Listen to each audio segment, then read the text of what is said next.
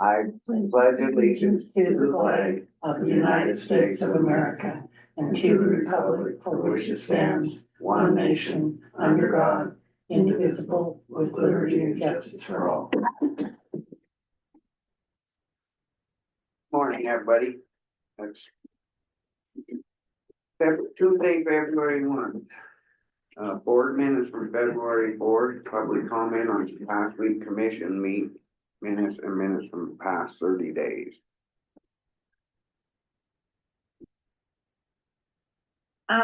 If I may make a comment on the minutes, they're almost verbatim. So they don't have to be verbatim, because if they wanted to, get on and listen to the recording for the actual word to word and taking the minutes, it's usually, the substance of what's on the agenda and then decisions. So there's a few things in there that I don't feel were necessary, like the closing of the door and this kind of stuff that didn't really pertain to any agenda item. So, but I mean, this is just something, if they get to the point where they're verbatim, we're gonna have a book this high for archived records. Right. So if we can, I know you do an excellent job getting it all in there, but I think we basically, it is the substance of the agenda item and the decision made, and there are instances where they want this, they state they want this of record, and then you would. Okay. So if I'm just, Well, I don't know. why did we change it to that public, the past week's meeting minutes and minutes for 30 days? Now it's 30 days. What was wrong with the way we were Well, doing it? there was a complaint made that how can we, approve the minutes when no one has actually seen them and able to, so they're putting the past minutes in case they see something in the past minutes that needs to be changed. Isn't it on the website every week though? Hmm? Isn't it on the website Yeah. every week, the minutes, so they have access to it? Yes. That's why we always left them the way it was. But anyway, I will, make the motion to accept the board minutes from February 4th, 2025. I second it. Public comment? Being none, all in favor? I, Alright, we'll go into correspondence and the one, Miranda, thank you for sending that, I read them all.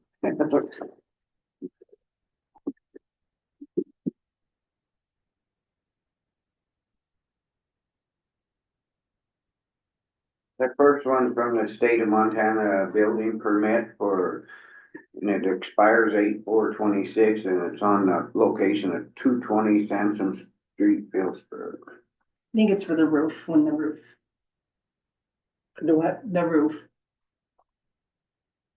Rebid. Yeah, we're 20 Sampson Street. I'm just making sure that's one I read.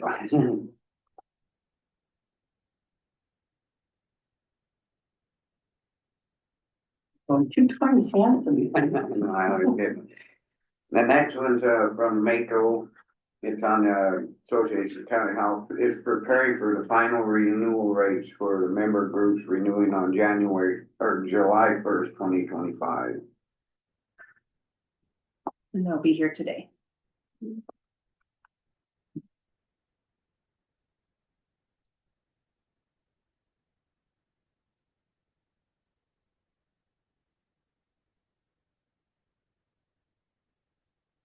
Next one's an emergency response exercise given by Montana Liquid and Gas Pipeline Association.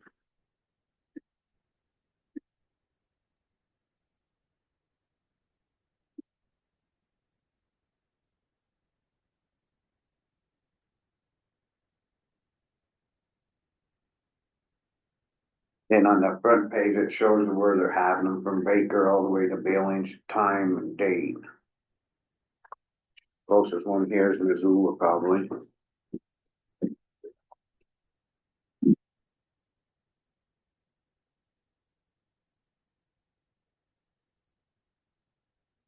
Yeah, pipeline emergencies in Granite County. We already, Jackie does a lot of them when we do the LEPC meetings, they show up and they give a presentation or something, but she takes pretty much care of this, cause it's just down the lower valley there, that big Yellowstone one goes through, but I've been at a couple of them meetings and they're pretty cool guys, they explain everything, what they're doing. Is that something maybe she'd wanna go to, or, I think she already has. oh, okay.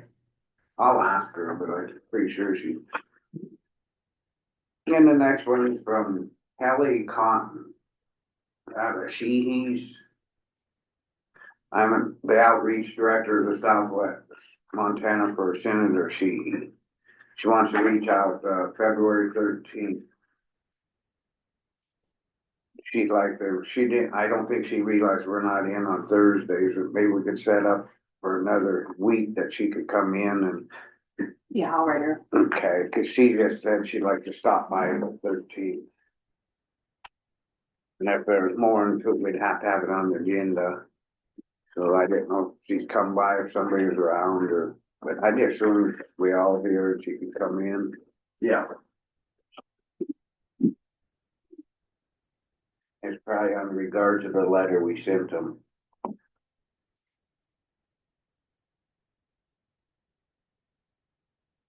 Next one's from Douglas Johnson from Firth Town, who's consented on the up in those level. I guess there's a couple of them. I'm when we down flow. Oh, yeah. Everybody say okay.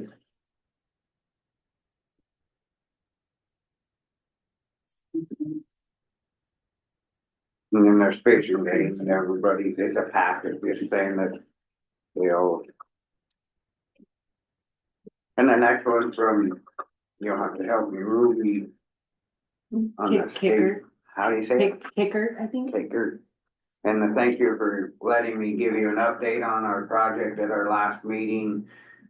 It's the one, I reached out to TJ Vitor at the museum and CJ picture for that skateboard thing. Skateboard, yeah.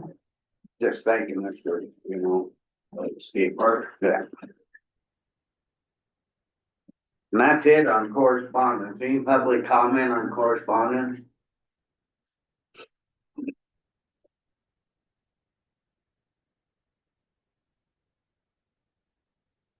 All right, being none, we'll go into public comment.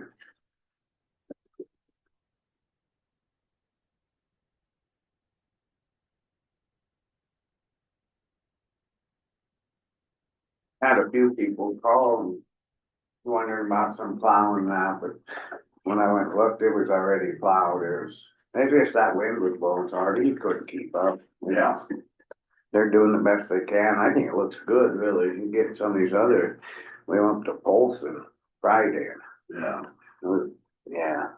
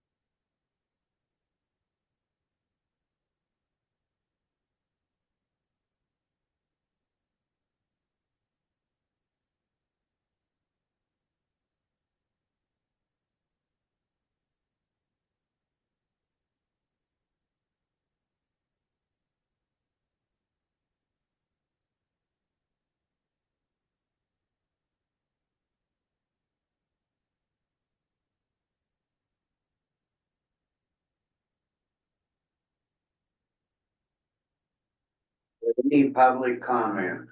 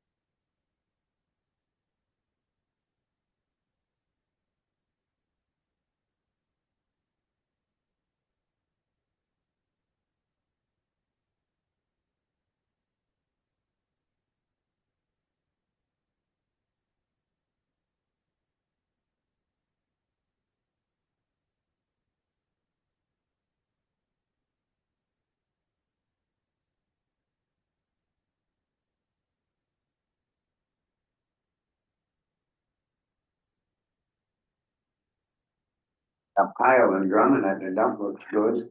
It burns good. Got pretty hot.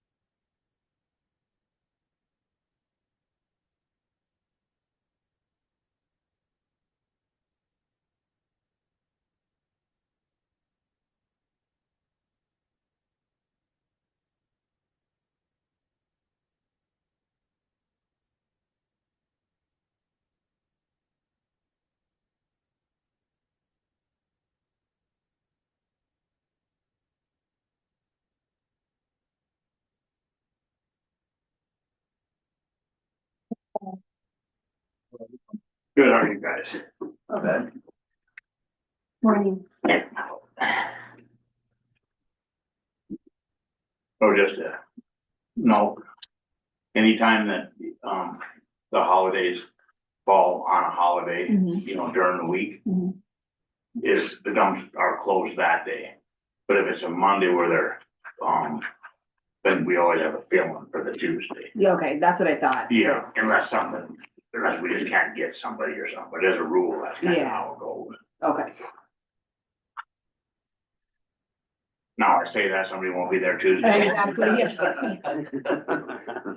I post on the newsletter and cause when I first started, it was closed on a Tuesday after a Monday holiday. So I wanted to make sure to either put that it was closed or not for a Tuesday.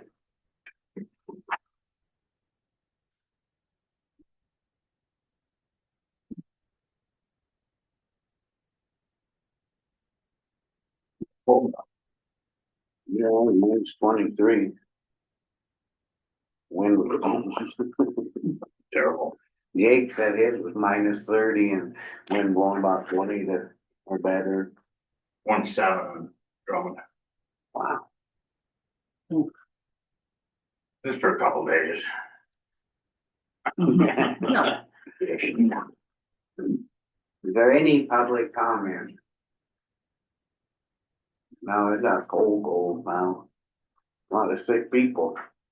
Lots of people staying back. Yeah, I was out all week after I'm Tuesday. pretty much over mine, just cough still. Yeah, same.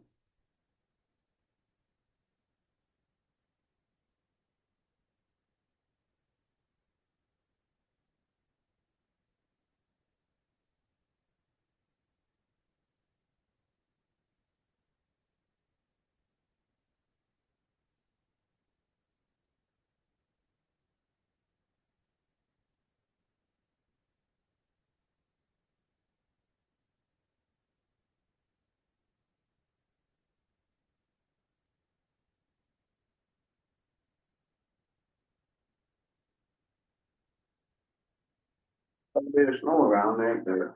It's like, Avon got hit when I went over there, his place, well, just the drifts there. Yeah, we got 23, 24 inches. Yeah, you go up there, North Way, it sure blew it, starting to, start winging one.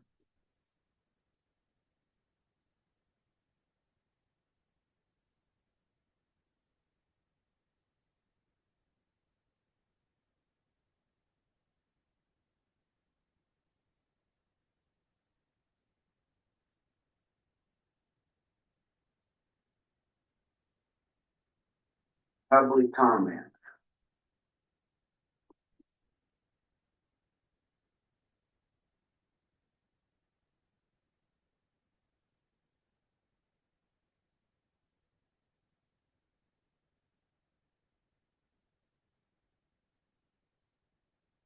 A lot of furnaces are going out. Yeah. Ron West said his was going out, he's trying to get somebody up there. I've heard about 4 of them. People's. Who got one of them? Oh,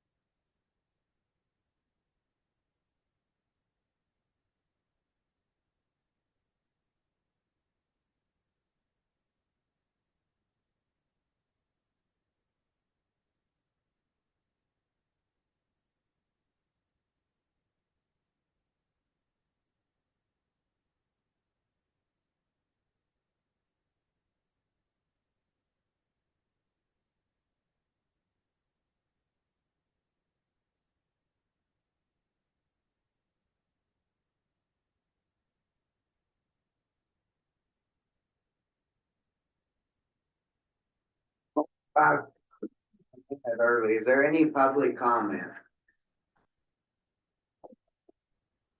Being none, we'll go into the weekly report with road and bridge, Paul, and solid waste.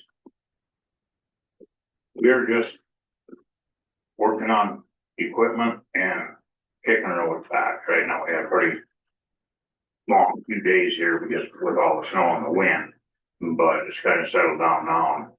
We're just kicking the roads back. We're trying to widen everything out, and now we're starting to deal with frozen culverts. So that'll be the next project for a week or so. We'll be steaming some of them out. Right now, we got one of those that is coming over the road, and we're trying to get it salted, just break it loose, and if that doesn't work, then we'll be steaming it. But it's pretty hard to do when it's 20 below zero. Yeah. Just gotta hope the salt does its trick, but other than that, that's about it. Just wearing the snow and moving it because it's plowing, the wind blows right back and plowing. Yeah, Just going a vicious circle, I guess, but no, I think they're doing a good job down there, it is hard to keep up that wind with something. that's all you can do. I mean, it's blowing to beat hell. We got the pile burned at the dumps. Look good. Yeah, they burned up pretty good Mhm. and everything's going good there. Got some furnace activity going on at one of the hall shops, but there's two in there, so we're not in any danger, but the furnace guys are busy. He'll get them when he gets there, basically, and nothing we can do with that. Caterpillar, we had our skid steer in there, a couple of months ago, we finally, they got fixed, and our warranty hit is out. And the bill was $14,200 about, and, so anyway, they pushed it through to the main Caterpillar office, and Cat, being that it was so close and doesn't have that many hours on it, they thought they were gonna pay for it all, but they paid $6,200 of it. And so we were gonna be responsible for the rest. Well, then our Cat rep, Mike, he went to his boss at Caterpillar and Missoula, and they covered the rest of the bill. Wow. And so, with that being said, we'll get a bill from them. I have them coming down to do one of them inspections on it. So they'll go over the machine, inspect everything, and then we'll be eligible to get an extended warranty. And that warranty for 3 years will wind up being just a little under $2,000. And I think that we go with that. Did you guys decide in December to do the warranty on that? Yeah. And- We did them on the grader, Yeah. grader's lower. Yeah. So then that'll put us good for 3 years anyway. That's pretty cheap. It's pretty nice at Caterpillar. Yeah. Yeah, that was really good at Mike. Yeah, I think that's why we should deal with them. They let us use stuff. Yeah, and they gave us skid steer to use while they were fixing it. Right, give you a. That's a pretty good benefit. Yeah. But other than that, that's about all I got. Any word on the plow truck at Cameron? No, and I'm waiting for him to call me back. We got a letter that they're gonna send us a check for the 17,000. from the insurance? Yeah, and that's minus the 2,500 deductible. But that's not saying, it's too early for that, Right. because when the engine gets opened up, if there's some issues, then, well, no, we should be settled for that, so I'm still waiting for that and the plow, we've got the plow damage, Right. and that's not on in that money either. Oh, 'cause they're gonna be some cutting stuff off and welding and stuff on. That's gonna be. Yeah, I would recommend when that check comes, I'd hold it Yeah. until we're good. Get Till we see what the decide, real, Yeah. Yeah, we don't want to. So they can't say, well, you took that check, I mean, right. you know how that I goes. wonder if it'll come into the treasurer or They get all the mail. wonder if we can make sure and tell them that something comes from Kenworth that they don't deposit it, just hold It'll it. be coming from our insurance company. Yeah, I have that But you email right guys will here. have to tell me that. We just wanna make sure and tell them so they can deposit it, just hold it. Does that sound good, Barnes? Yeah, Look at this bunch. The email from the insurance company. Oh, thank you. probably come into quick recorder's office in a couple of mornings.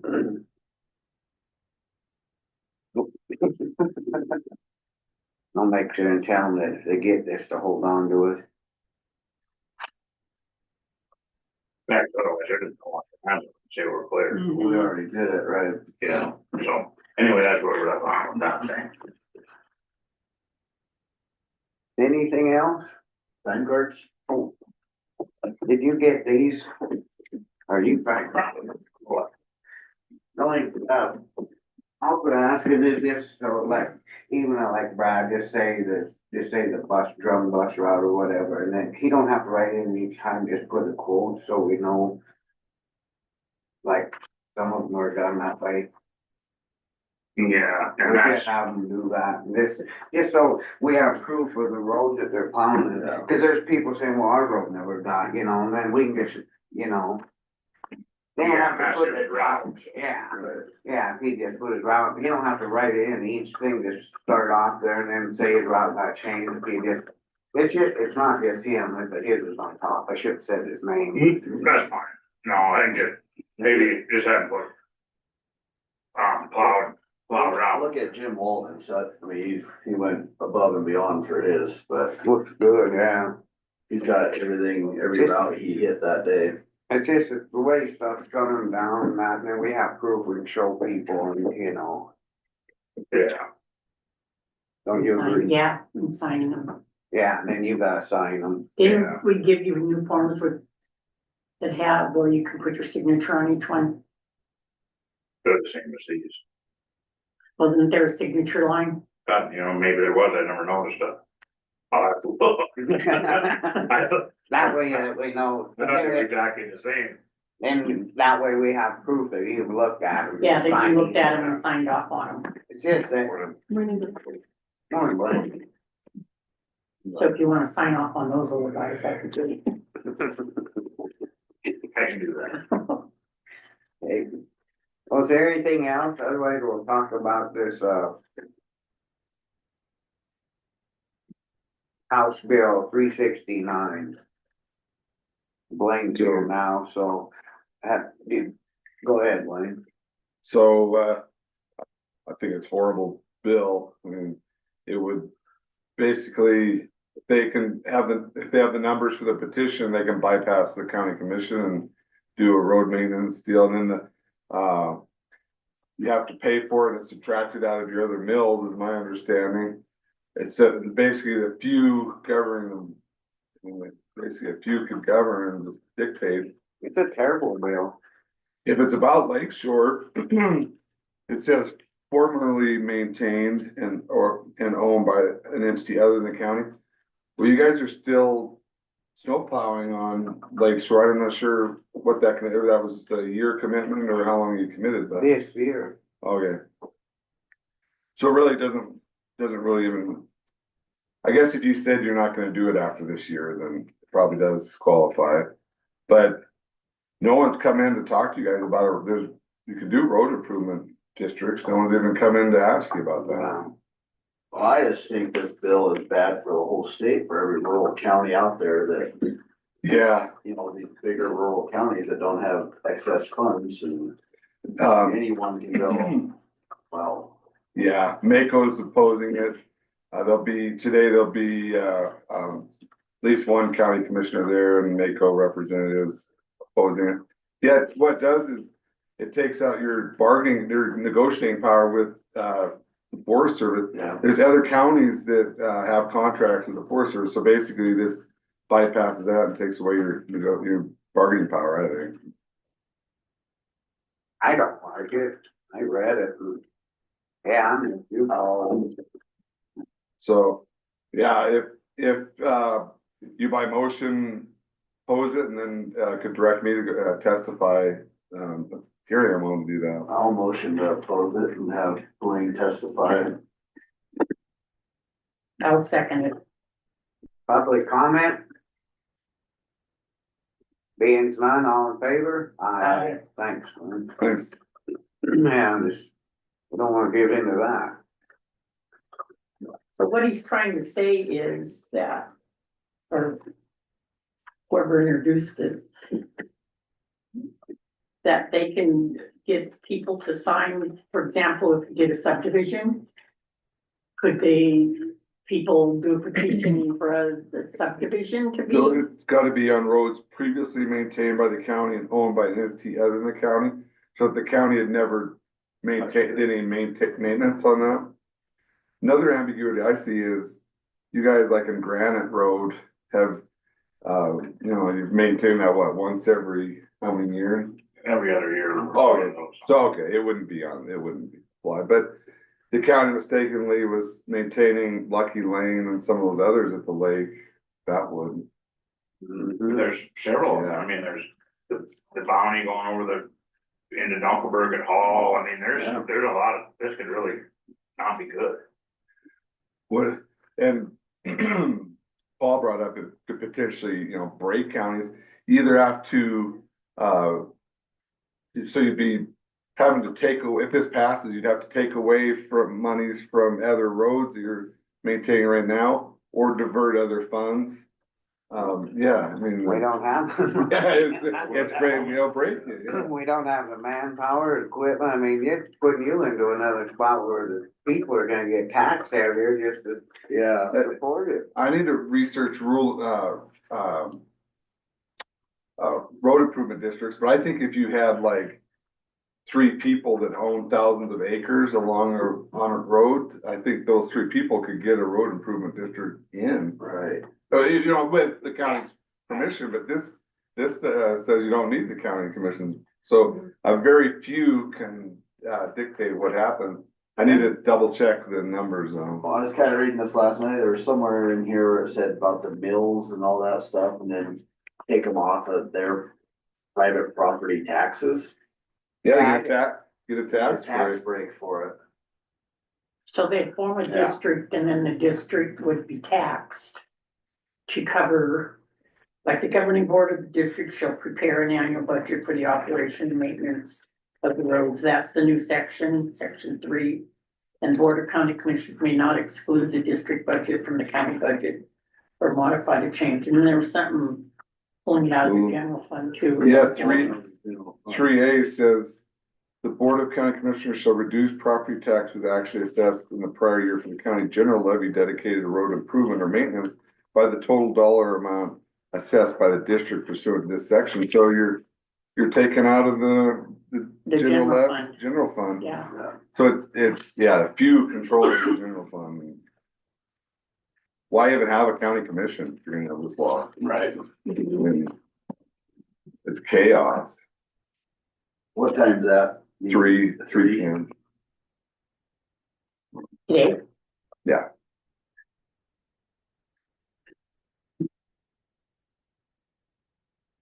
Is there any other discussion on this?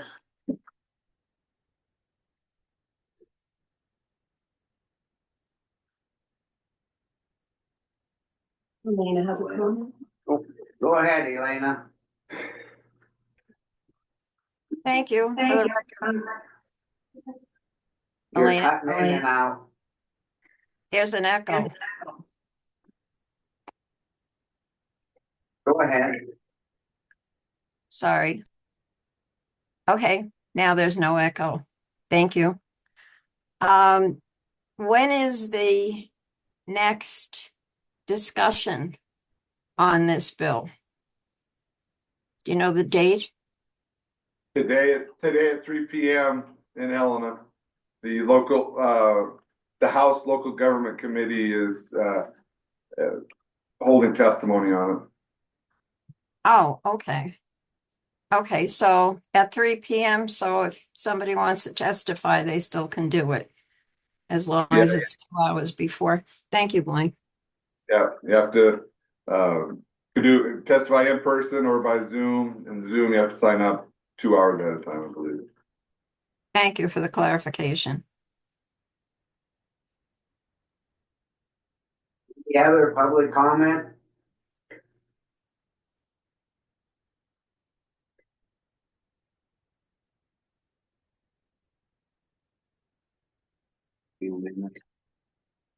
So Miko is against it too. Yeah. They're Would be. the ones that, contacted me and. Yeah. There's a, Fallon County Commissioner gonna go over and testify today and. Yeah, I don't see any county being for this. Boy, they are, it's like somebody got to.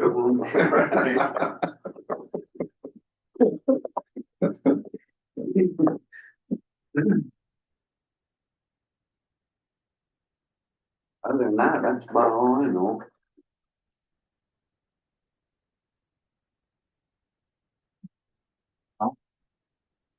Dumps are all going good, Yep.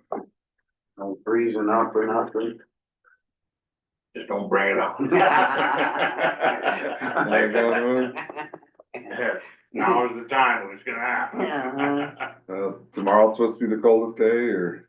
Today was. Oh, today was? Okay. We were supposed to get pretty cold again tomorrow, but I think today was a bad day for the wind and Yeah, all that. subject to change, I'm sure. Yeah. Yeah, they do a lot of guess, they do a lot of guessing. Did you have something, Lance? Did you have something? Oh, I thought I said I was looking there. I thought-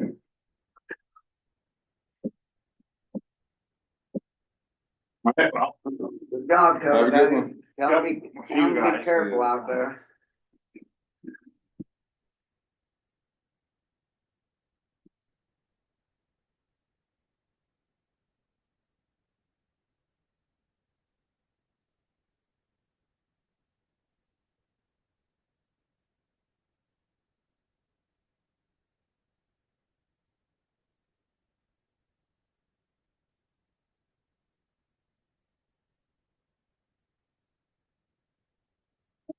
Go into the dam tenders report.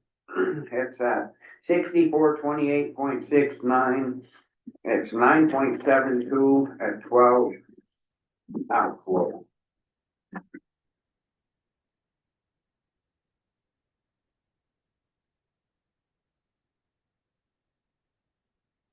Last week we were at 1056. They really came out. Mm-hmm. Did we open it up to 12 yet, or were we? Yeah, that day. I think. Oh, we did, okay. No, it was yesterday. Oh, it was yesterday. Yeah, that's when we got approval. Okay, that's Oh, what I was I wondering. thought it was right. No, it didn't. See, You that's- gotta wait until they, give See, that's the approval. bad deal, because there's a whole week, you know, Yeah, lost a whole week. Now we're game. Now we're gonna have to ask to go up some more, because we gotta catch up for last week. the fish Wildlife Park's good with the 12. They said, let them know if you're wanting to go up. Maybe see it for a week at 12, or you need to. We Well, gained what, 3/4 of an inch? guess we could leave it at 12. I'll tell you, this is gonna start gaining with the moisture we got, and the Peterson Meadows jumped, and, Yeah. I mean, we got a lot of snow. Yeah, but 12 in a week would let you be a good indicator of, what you need to do. Maybe do 12 for a week and then next week jump to 15. Depending on how It just, we get up below 9. it just sucks that they can't get back to you earlier. Well, I mean- part of that was my delay a little bit, but they did take them a couple days. Thanks, Glenn. I'm starting to go after it. It was both of them. I can take my luck. At least you're being truthful. I'm getting on the fight, wasn't I? Start writing letters. Did me a luck. Oh, well. But I mean, it'd be nice to have some comments come in, especially from the homeowners and that. Now we're starting to get closer and closer. It's, In my emails, I include Yeah. the homeowners in on that. It had, Betty Nunes got back to me and said, thanks for letting me know. so I'd entertain a motion. I'll motion to keep it at 12. I'll second. Public comment? Being none, all in favor? There you go, Blanche. I could send them an email even this week saying you guys are thinking, considering 15 and Yeah. get their comments. Yeah, would you? So then Okay. I guess that's They'll what, be ready. Week they'll be ready. guess that's what we're gonna have to start doing, just kind of, you know, whether we do it or not, at least we're ready to go. Yeah, have their thought. Yeah, that's good.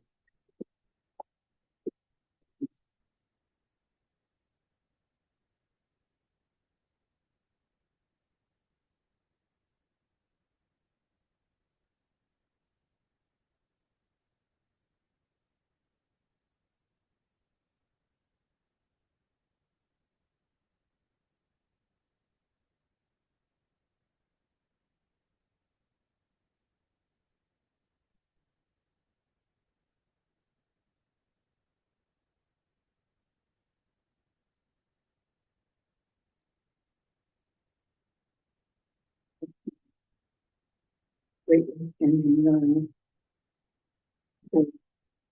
Third rehab, Yeah, I think that's that when we have to go look at the bridge. well, wouldn't that come out of road? It's gonna be out of their insurance, Oh, the person that hit it. off of whose insurance? Ours? No, no, no. oh, We have the to, vehicle, yeah. It's a, yeah, the public. I just didn't want to say the name of the Yeah. people. I didn't Yeah, want to say the that's- name of the yeah. people, but it'll be their insurance that's gonna cover it. We had them go look and make sure. So why? It was a minor. Okay, so yeah. we're paying the 501.50 and we're gonna get it back? We get that back to have them go out and look at it to make sure. One of the issues though, it might be above what their insurance coverage is, but we'll see. Okay, so then when it comes back, they'll reimburse the insurance? Make sure they reimburse the It'll be insurance, their insurance, yeah. Yeah, because it was taken out of our comp insurance, Yeah. 501. Okay, all we'll right, have to send that in as a claim then, part of the claim. that was my only question on, We'll be in for a little bit early, we'll go into claims discussion and decision. Oh, I was gonna take the county car and go testify in person today, if that's acceptable, I'd rather do that than Zoom. I mean, Zoom's okay, but in person, I can Yeah. eyeball to eyeball with the committee. I'm good with Did that. it start? Yeah, Did it start? yep, it's starting. It's a good vehicle. It's a Chevy, it's a maybe. Oh, it's a good car.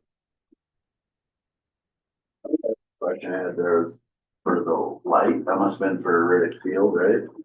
For 25,000. Expensive light. It's, wasn't that the wire and everything, remember they're gonna do it underground, we talked about it. Oh, is that for all, That for the pole, dead end yeah, pole and everything? yeah. Oh, okay, I should know. Potentially splitting the It two. just fiscal said years. light. Yeah. Wasn't real specific. And that was like $5,000 for shipping and handling, and I was like, $30,000 for a beacon light? Mhm. Alright.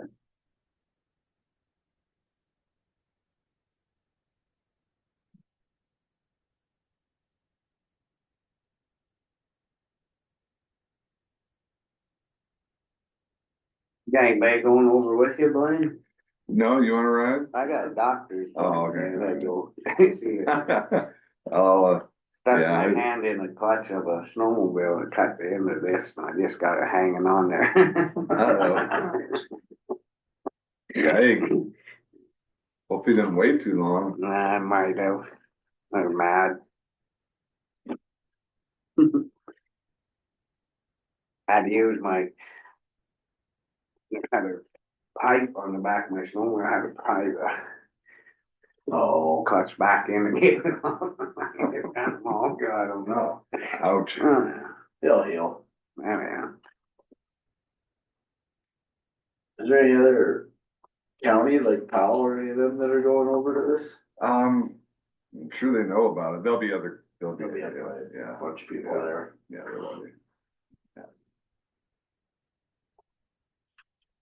what's the point?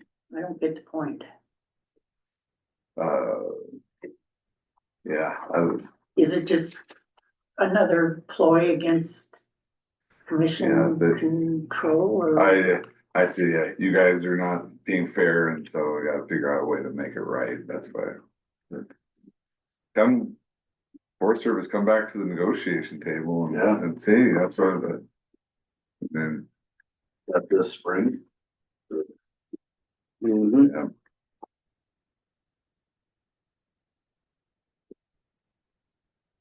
Couple guys that wanted to, they were gonna talk to them too about plowing out there, you know, that are contractors are looking for it. This year, they've, I've done, you know, that's the whole deal, we gave them. They need to find somebody.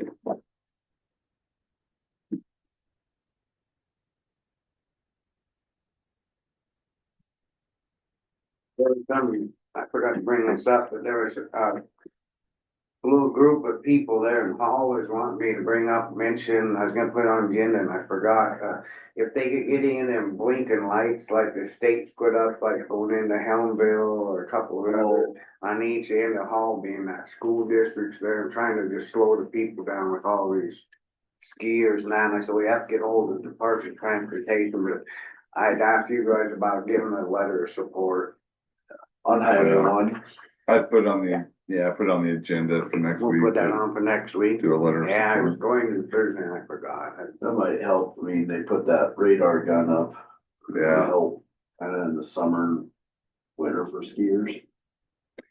they've been patrolling and I've seen I fire mean, patrol in there, deputies, quite a bit, but yeah, they said they see people there quite a bit, but it's just maybe Yeah. something's there all the time, like their yeah, highway department's putting up in a lot of these other. yeah, that'd be a areas. good idea. It just, Yeah. it just all of a sudden comes on and slows them down. Cause them little Yeah. kids and that, they take them over to the post office and stuff. Yeah, yeah, Come around there's that corner kids and that passing car there. sitting there, you can't see. And Yeah. people that live on the corner and Yeah, Speaking of NDOT, you ever get anything back for that reduction speed zone? I mean, I think they'll do stuff, but it'll take them a while. It'll take a while, yeah. Yeah, there was, oh, last Wednesday, I think there was 3 accidents in there in the morning. So higher patrolman came up and was testifying the case and said he was dealing with it all morning. There was one there Thursday too, when we were heading Charlotte, we were cleaned up semi exact knife, or maybe that was Fairmount, but Yeah, somewhere right in that area. well, that'd be, included, I think it's from the rest area for 5 miles, just toward Towards Drummond, east, right? yeah.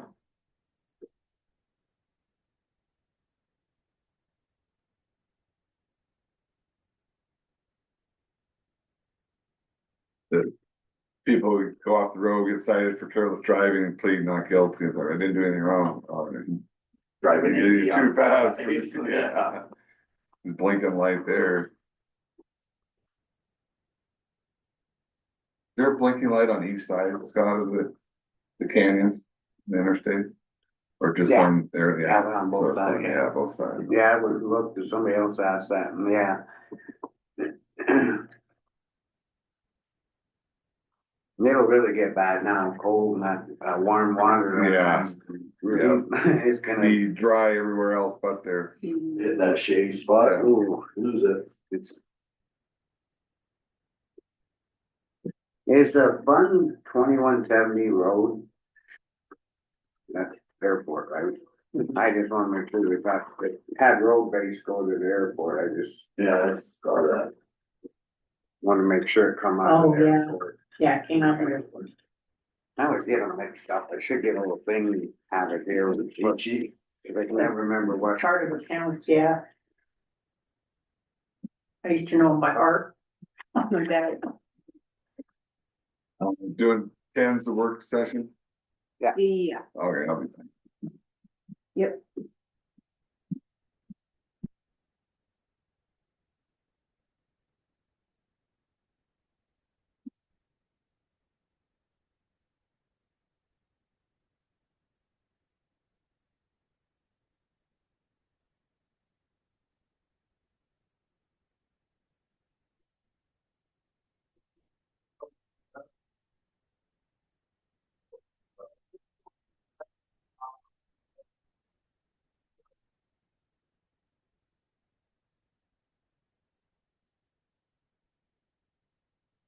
Putting that legislation out to prohibit Mako from lobbying on behalf of its members.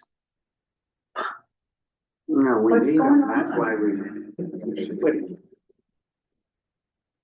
Yeah, There's something going on, there's like with that.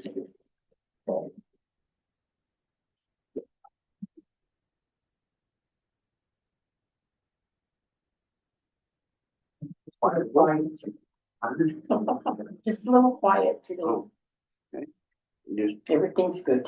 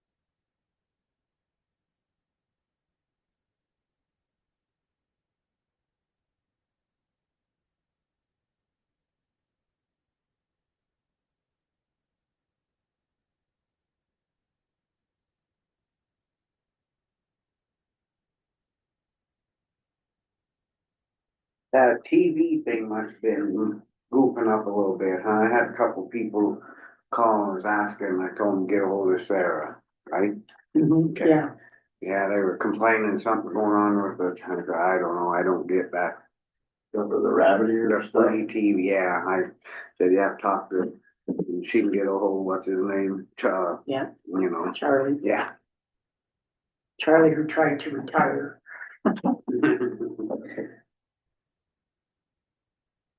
That's the first time I've heard of anything about it. I think it's been working good. Do you get it? Yeah. Do you get it out there? I don't think so. I The don't mountains think, I and don't think I can, I've never tried. We got that one great big rock in the way when I used to live down. Yeah, how rocker gets weird too, I mean, even radio waves, I think there's something to do with the minerals in the cliff. Yeah. Stuff up.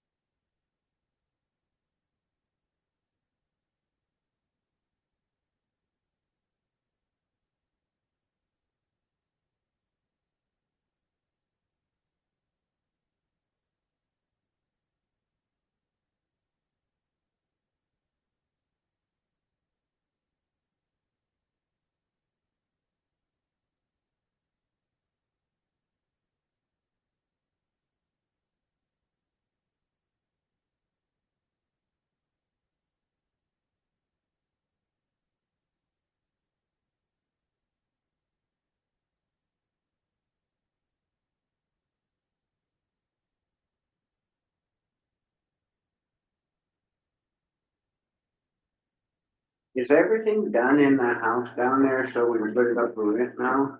Yeah, everything except, I was gonna talk to you guys about this, they suggest a cleaning lady. The plumbers obviously don't clean. And the tub, they kept the cast tub, and that needs, you guys saw the pictures. They kept that, but replaced the surround, and so the tub needs some elbow grease. So, Do you know anybody? I do. I mean, I know people that clean VRBOs. I don't know if this is gonna take someone more. I think if we're gonna keep, Industrial. Yeah, I think we'd all agree if we're gonna keep using it, that we need to get somebody clean so we can get it out, get somebody in there, otherwise something, and if I nobody could, in there. I could go look at it and try. He You got recommended. enough on your plate. I know, but. I know, I'm just, I mean, if you want to, I don't care if she wants do you know to. someone that cleans? I clean my own and I know. I hate it. I know, the parrot, yeah, Rachel. Alyssa. Well, Rachel's daughter-in-law, Oh, and she married Rachel's son. oh, okay, yeah, Wingo. Yeah. Yeah. Does she do? I know she cleans. Yeah, and like Christy Cummings. That Does, mean, but he recommended some sort of, I'm gonna text Mike, cause he recommended a cleaner for this. Oh, 'cause for it's the cab. cast, yep. A But I professional can guy to come in and, Professional. yeah, It's some sort of cleaning chemical he recommended, so I was gonna look into that. I think, I don't yeah, if you remember can look into it, maybe if we can get it done so we can get it back on the market. Yeah. Not doing, Yeah, so it's done other than that, but if you guys want me to go look at what needs done, I don't know if there's plumbing so I'm stuff sure left. they probably cleaned it when they moved out, I'm sure it was. but- Yeah, I saw it probably after they just- moved I out. didn't look in there, Yeah, I was there after they moved out and, but after people have been working in there, I don't know. maybe if you wanna run down and look at it and then see what we might happen to need, then at least we can move ahead and put it on the agenda, Okay, get it going. yeah, let me put eyes on it and just see what, if it needs. so is this a vacuuming. chemical that you buy, or is this somebody that comes in and? No, he made it sound like a chemical you buy. I just don't, I can't even tell you what he called it. So I'll text him and he was just like, I recommend this. So I'll text him and see what Yeah. that was and see if I can order it or find it at charities. And then go from there. Sounds good. Yeah, after I put eyes on it.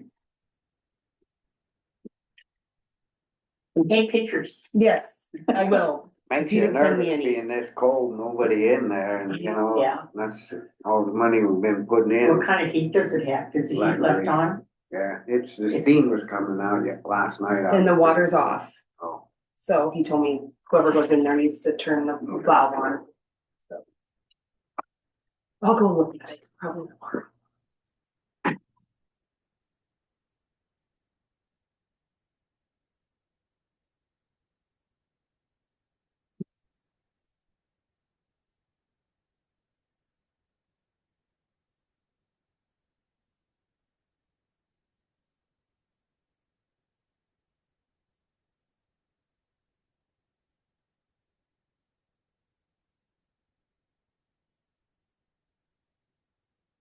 Yeah, it's still. It's.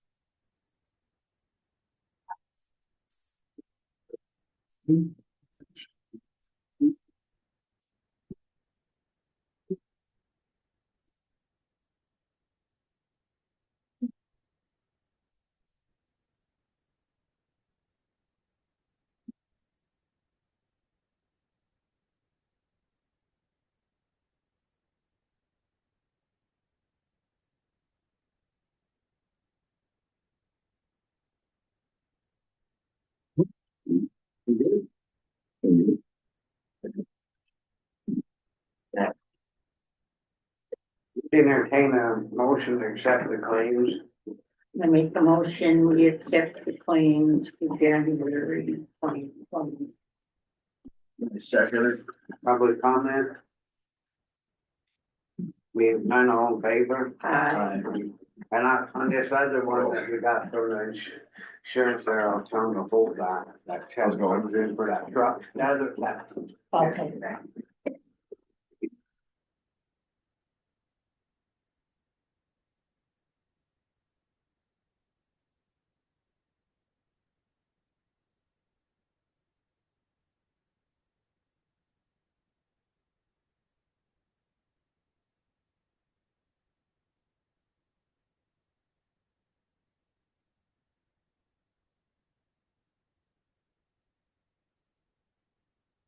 They haven't froze up down there, 25 below this morning. have they? Yeah, that's, I imagine you're kind of in that cold boat out too. yeah, it was, oh, my car said 31 below, I think it was wrong, it's a little off, it's probably right.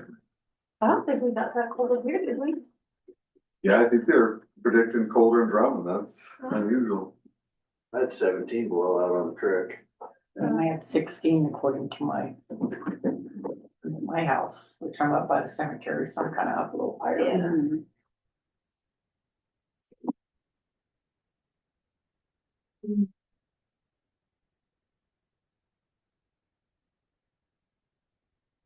House freeze up. Ring. I'm sure it's probably your sleep habits. One of them's probably furrowed pretty good, but I mean, there's also some older pool. And share it with the doctor. I know I had 2 trucks in the shop and one of them went down after I run it out, so. Are those diesel or, yeah? But it's not too bad the diesel, because we get Does the ring tell you? premium diesel and additives, but the hydraulics. Oh, yeah, On the side loaders, really small hoses. so that's pretty It's hard. Yikes, But well, it's a power of warming up next week, I guess. This will be almost 30 by Friday. Okay, so In the 20s anyway. you guys are going to Knoxon Friday? Oh, yeah, What is that, 3.5 hours or? in the car. Who's driving the bus?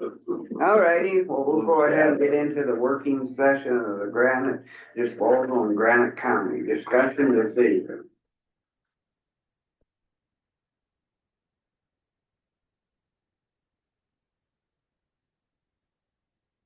Do we have some kind of workup for the updating or One of the things that, sorry, Ashley Todd, Granite County Treasurer. One of the things that Blaine and I have discussed, and Blaine sent me a draft agreement, is mostly to focus on the number of units being assessed to commercial properties. And having something in writing with those properties. One of the biggest headaches we had this year for real estate taxes was the amendments that needed to be made to the solid waste fee for each of the individual properties that had, say, 9 units of garbage assessed to them, but according to our policy, should only have 5 assessed without an agreement adding additional units. So back and forth with the DOR because I can't remove those fees without going to the DOR. And that is not an easy task. So, Blaine drafted this agreement and I think it reads pretty well. Scott has a list of properties that would have more units assessed to them for commercial properties than what is listed in the Granite County solid waste policies. You also corresponding with Scott had requested additional units for some of these properties, and this is the working list that he has given us. We can't add any of these units without talking with these property owners, and that's where this agreement would come into play. So what happens if they don't agree to put more units on, then what? that would be where they would essentially fall into the Overage? overages. But if they have granite disposal, then it becomes a granite Yes. disposal issue for them. So say that you have business XYZ that has 9 units, but really granite disposal is picking up 20 units worth of garbage a year for them. They would have to have this signed agreement saying that they would add those additional units to their taxes for granite disposal to absorb. Or, if they're.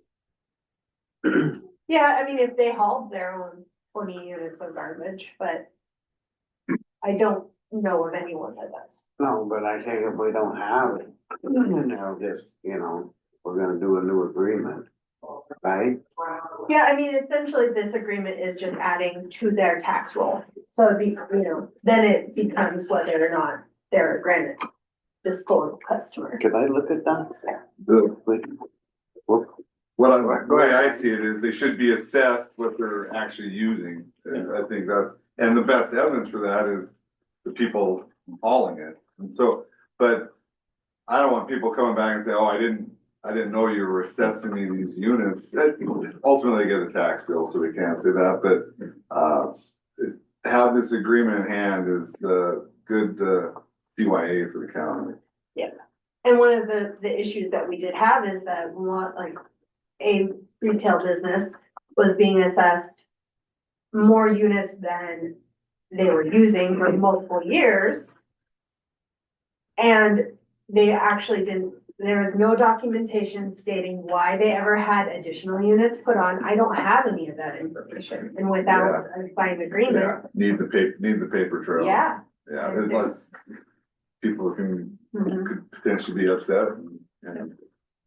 I don't know that there is anyone upset, but There is. It's okay, alright. It's Yeah. preempting other people from being upset. But maybe, those people are having their garbage hauled to sit down with county, Rick and try to get that worked out. It was just kind of clearing up the muddy water. Yeah. Yeah, and that's, I think a large portion of it is that, you have some businesses that don't use their full amount of units, and that's fine. But then you have other businesses that are going over an exorbitant amount, and that's where we're gonna have issues. I think people that are using less could agree to that. I mean, why, I look at charging what they're using on average is the fairest way to do it. Go ahead, Rick. You state there. Yeah, it's a, you know, the way it's assessed, you know, a bar is 3 units.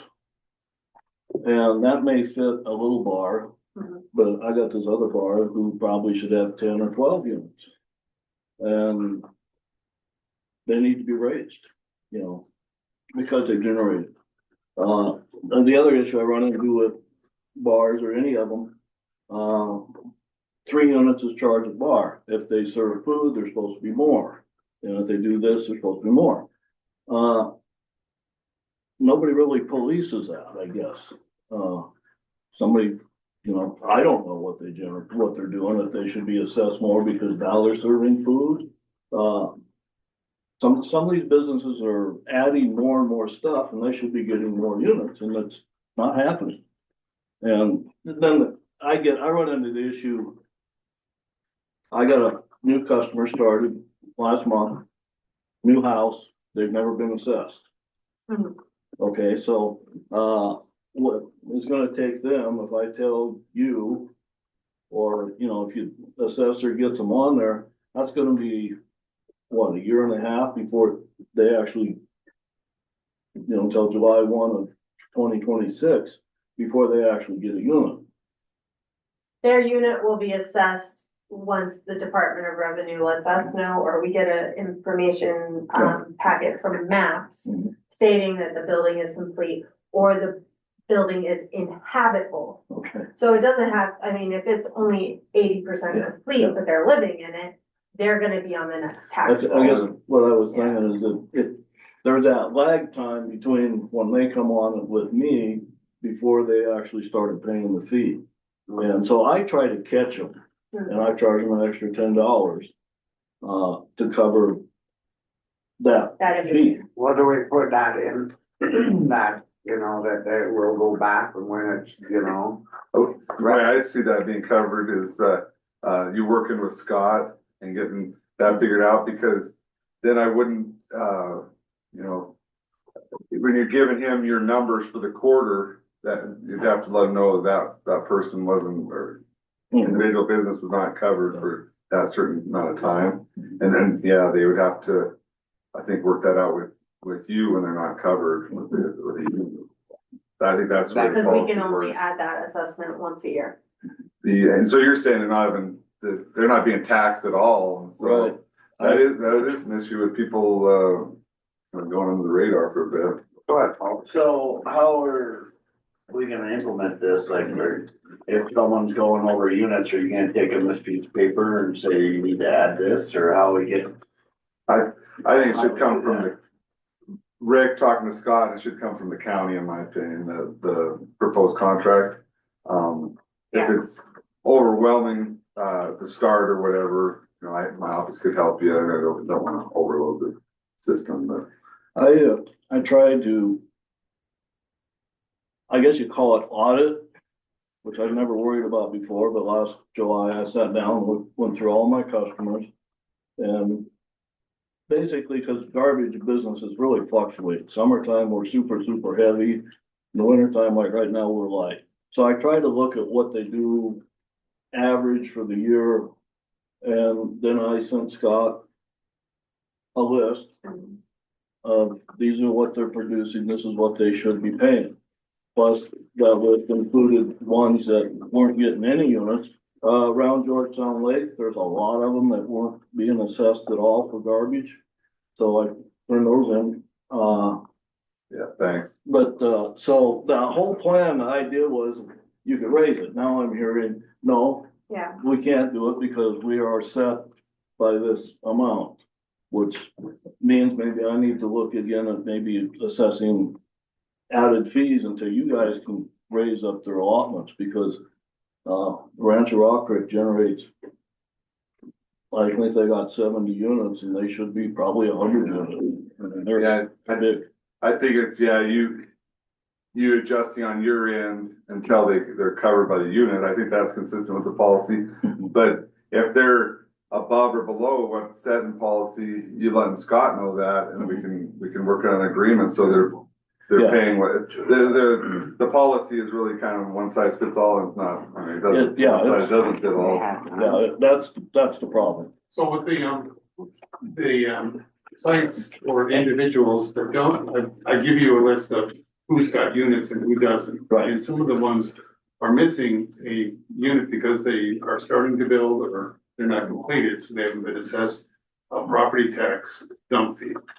So I've given you a list where those things, so what they need to do, you could not have them service until they come in and buy a unit, you know, individually.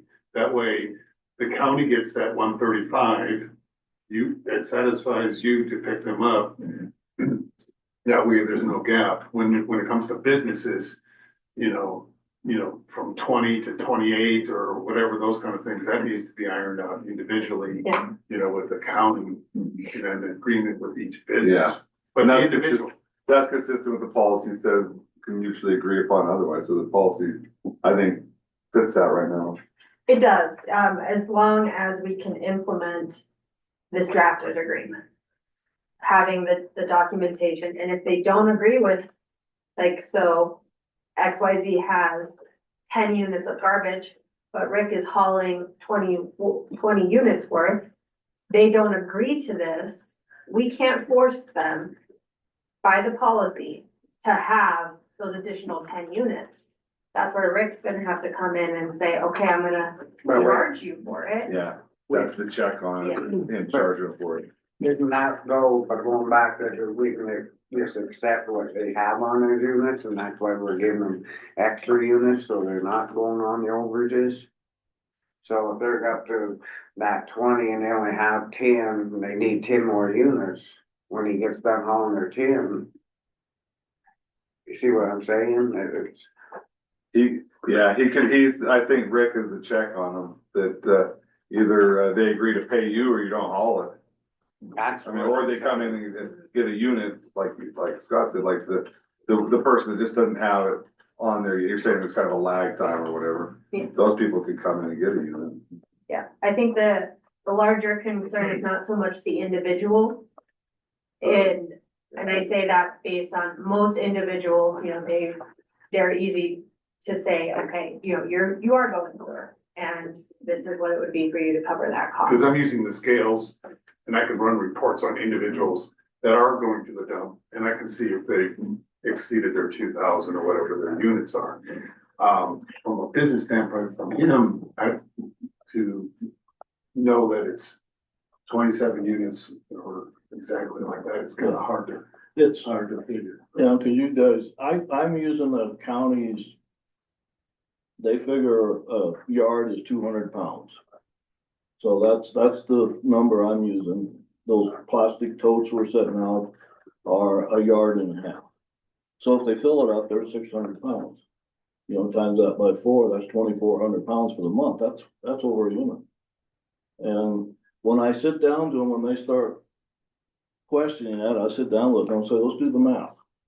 And I take that 200 pounds, which is light, so it's in their favor already.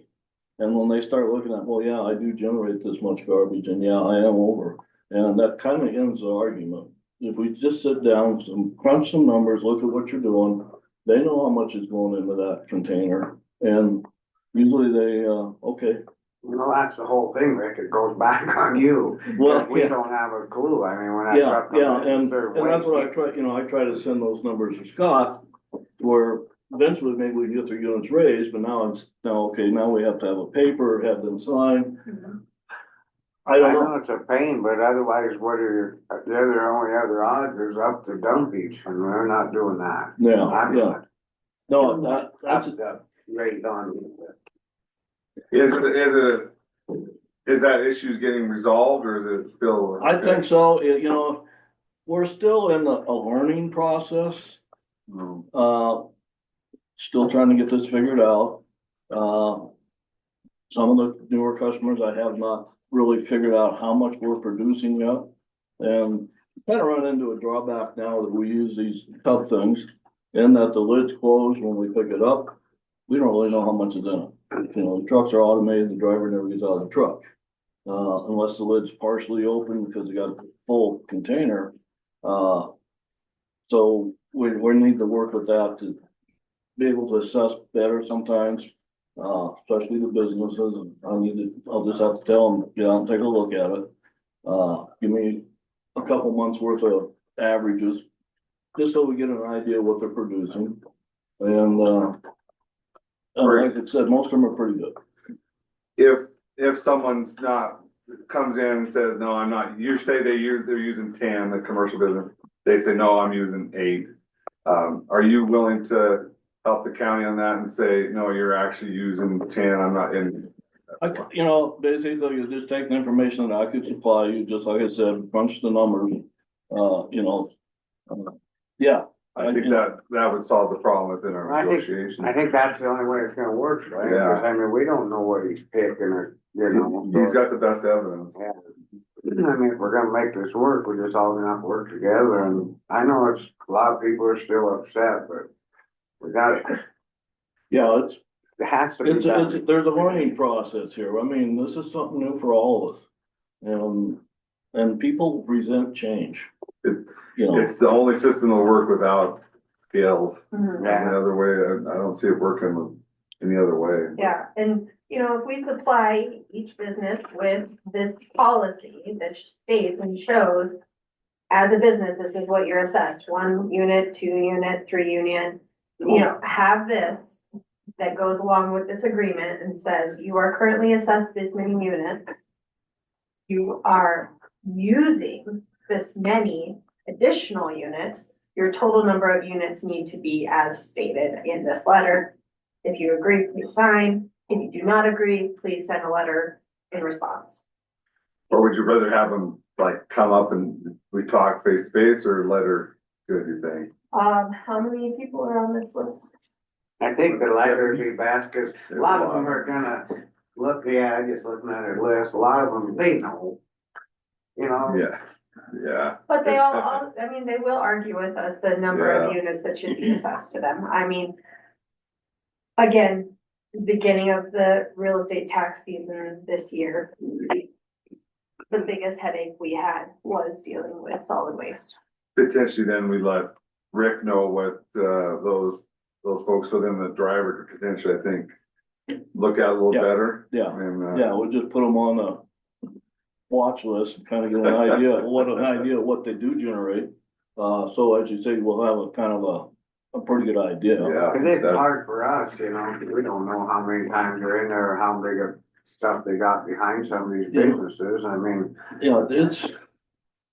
it's hard because businesses garbage fluctuates. I mean, you get one restaurant that, yeah, it's super full, but it's all boxes. The other one, they make stuff from scratch and their dumpster's really heavy. And so even though they're both being changed, so the same unit, one of them's using 3 times as much garbage as the other one because of the type of service they provide. And it's, Well, when they, some like to flatten their boxes, others throw them in a hole. Well, it looks full, but it's full of boxes, you know? well, when they, you know, have to start hauling it themselves, and then they start figuring out, man, that is a lot of garbage, then they're. Now, like I said, if I sit down with them, and Ashley, don't be afraid to let me, I'll talk to them. It's just I'll gotta sit be down fair with to them. everybody, I mean, that's the whole deal why we're doing this, just to get it all squared out, and I know it was gonna be a headache, but. And you can look at averages too, and sometimes probably the summer months, the restaurant's gonna be a lot more than, so average over the year would be good. That's what I tried to do, cause you know, summer is really heavy, so I'm gonna try to, when I sat down in July and kind of went through them all. I kind of, okay, how much are they producing, how much does it drop? And I come up with a pretty good number, okay, they're paying for 3 units, but they should be selling, type, you know. And they can't really sit there and say, well, the lid is open, so I shouldn't have to pay for it, so I'm gonna put a brick on it. Yeah, I'm serious, I mean, there's gonna be all these excuses, but it's Yeah. literally up to the people too, they gotta help out, and then, Mhm. you know, then they don't have to worry about their units. What?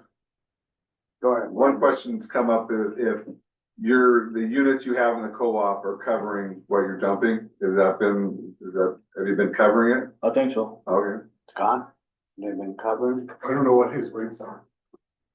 Oh, So I have about 1,200 units. I'm in average about around that 100 ton a month, so I'm probably really close.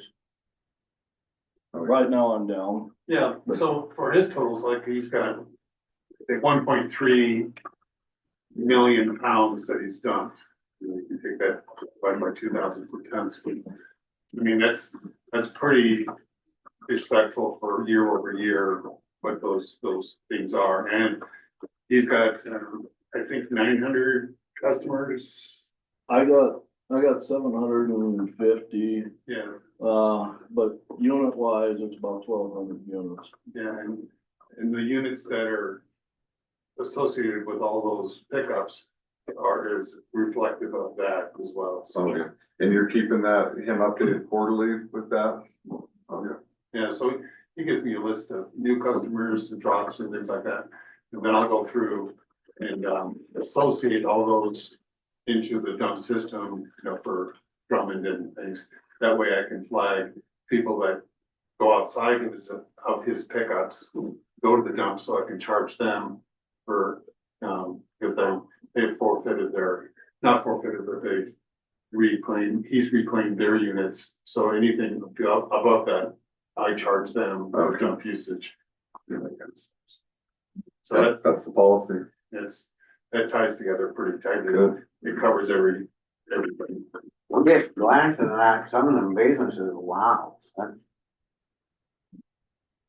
Forest Service, Ranger Rock Creek. Gas station. You hand me that one. Yeah, I see it. We get some copies of these, man. So I think that all the parties are agreed that this drafted agreement we can look at and finalize. How, Do you have some changes to it or, I don't really think so. I mean, fill in the blank case by case Yeah. basis. Do we, commission good with it or you wanna look at it a little more? well, we just seen, I don't know if we're gonna put it on the agenda for next week to finalize on it, so we can have a little time to look it over. I'm not saying it's not good or nothing, but I just kind of barely glanced at it. I Cause just Yeah, listening. I didn't think that we would get this. Sometimes done there's maybe a today. little too much legalese, you guys could look at it. Yeah. If it makes sense. Yeah, I think we'll tag what we're agreeing on it or whatever till next week, so we can actually look at it. Yeah. In fact, we'll get this other stuff and then. Okay.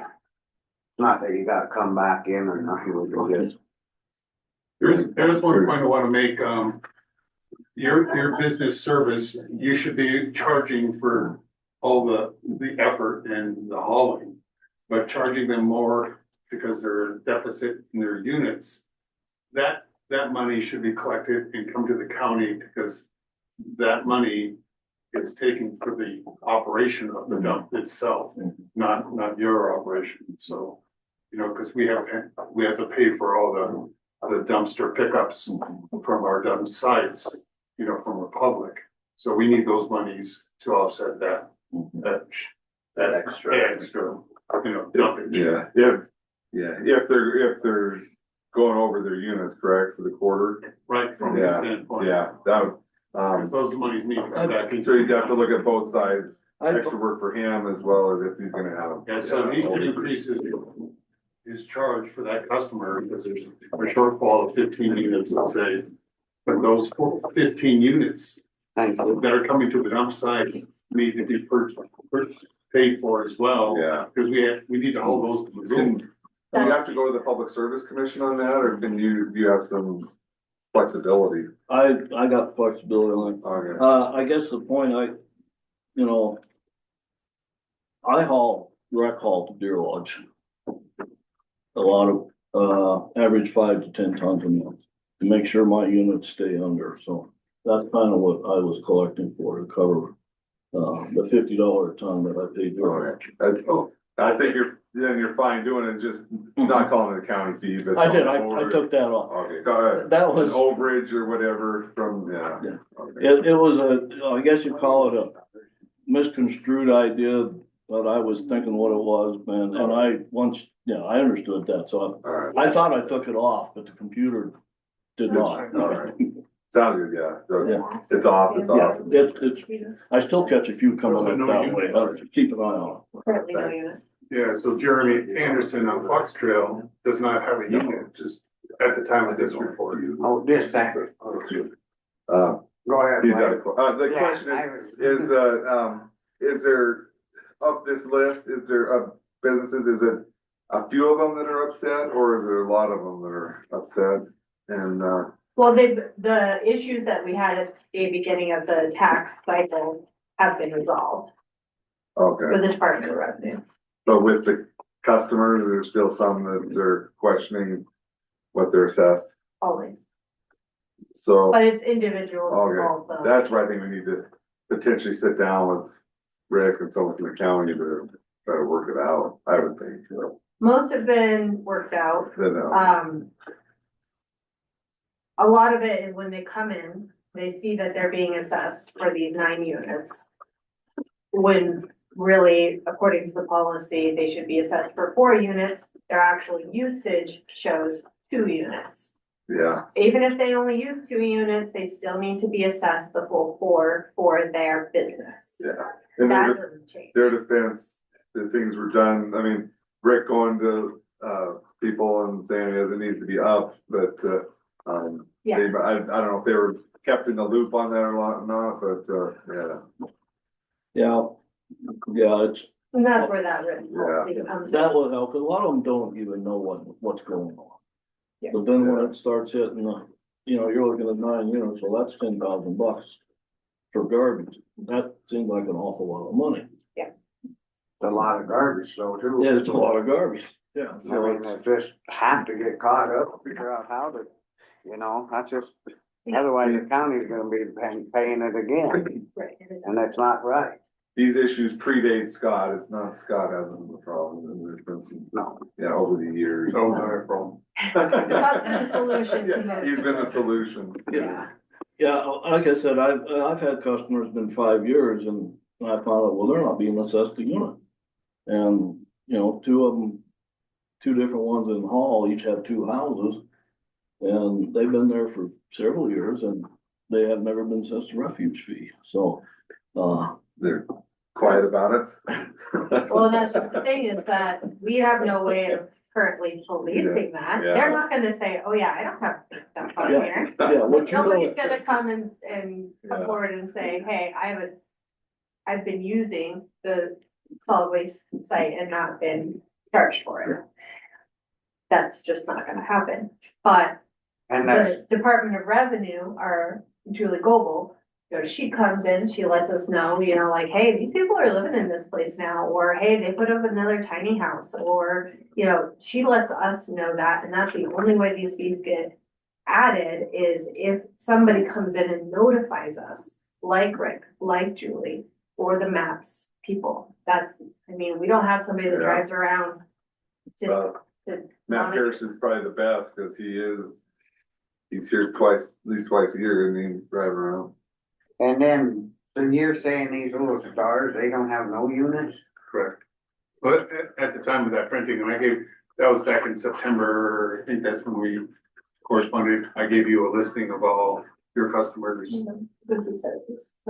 So a person has to look to see if they don't have a unit, then do we send them a letter and say that you have to have a unit, or what, how are we gonna? Not prove as an that? individual, no. Once there is according to the solid waste policy, once there is a livable structure, somebody is living in the structure, once it becomes a dwelling, they are then assessed that unit for an individual. When it comes to a business, there's not a lot of brand new businesses popping up in Grand County. But if they're gonna go dump, they're gonna need to do it on their own, need a unit. They're doing it through grant disposal, he's gotta have enough of the cooperative to cover him, hopefully, Rick would let Scott know that they don't have a unit as well. So all those people that have stars and they've got a dump card and they go to the dump individually. I swept all those and have notified them, send them letters that they can't dump unless they pay their 135 outside of their property that doesn't have it assessed, and I'll let Julie know that, and then she'll go out and she'll assess that property and then notify me that, yes, it should have a unit, and that purchase takes care of what they've done. Because they bought a unit maybe 3 or 4 years ago, and that's the one time that they still have that card, and there was no follow-up, from the previous administrator. So when I got there, I swept all those that are absent of the property tax fee, and they have a dump card. They notified them, so they've all come in and they've adjusted that, and then we put them on the application for a new dump fee on their property taxes, and then those following years, they have it on their property. So You send them a letter then? yeah, I notify them that you're delinquent on your payment and you can't use the dump, So Yeah, those that's are things you'll have to do 20 cents a pound or purchase a unit.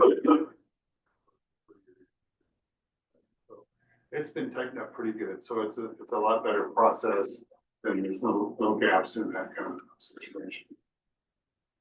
But it's administrative agility, kind of trying to herd up cats, they don't wanna pay, and they still wanna, but I've been dumping for years. Well, you haven't paid for years. You only paid- It's not a charity, you need to pay for this.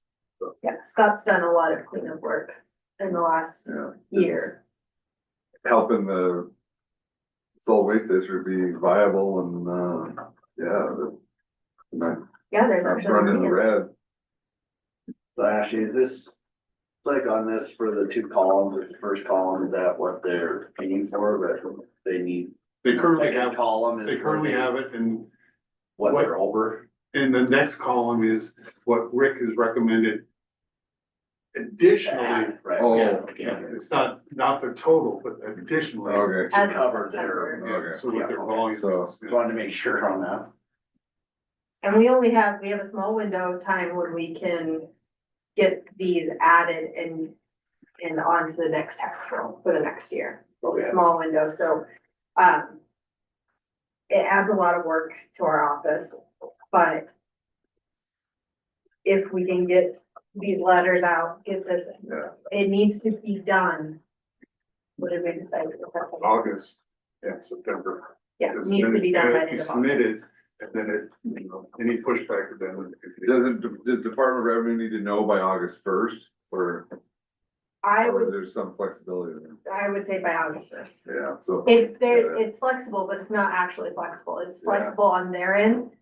But going into an appraisal year Yeah. or I get it. any changes that have been made in the legislation session, it's gonna make a difference. And will This is so push- complicated. Yeah. It is. no, But But that, that- I think that was one of the biggest things that we really wanted to just discuss today, to get this unit issue for commercial properties and individuals. I mean, this applies to individuals as well, but get these letters sent out. So having it on the next, having the letter reviewed, the agreement reviewed. We can do a drafted letter too, that's a blanket letter stating why they're receiving this agreement. And then Scott and I will work to fill in the blanks for each individual entity. That sounds good to me.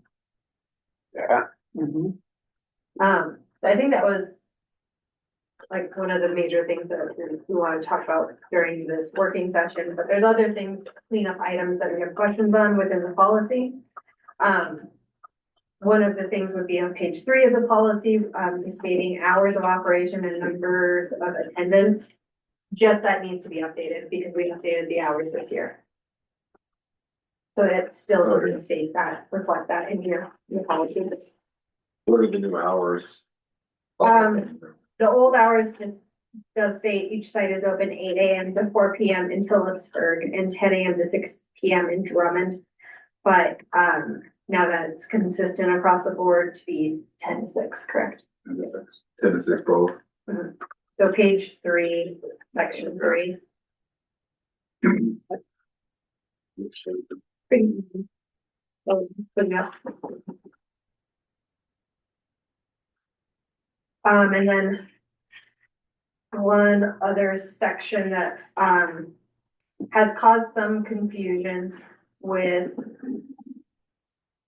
our taxpayers and is one of the biggest questions that we handle in our office is when they receive their overage letters for the quarter is the question of the 20 cents per pound versus paying the 7 cents per pound that it would be for a unit of garbage if you are a taxpayer or buying a full unit.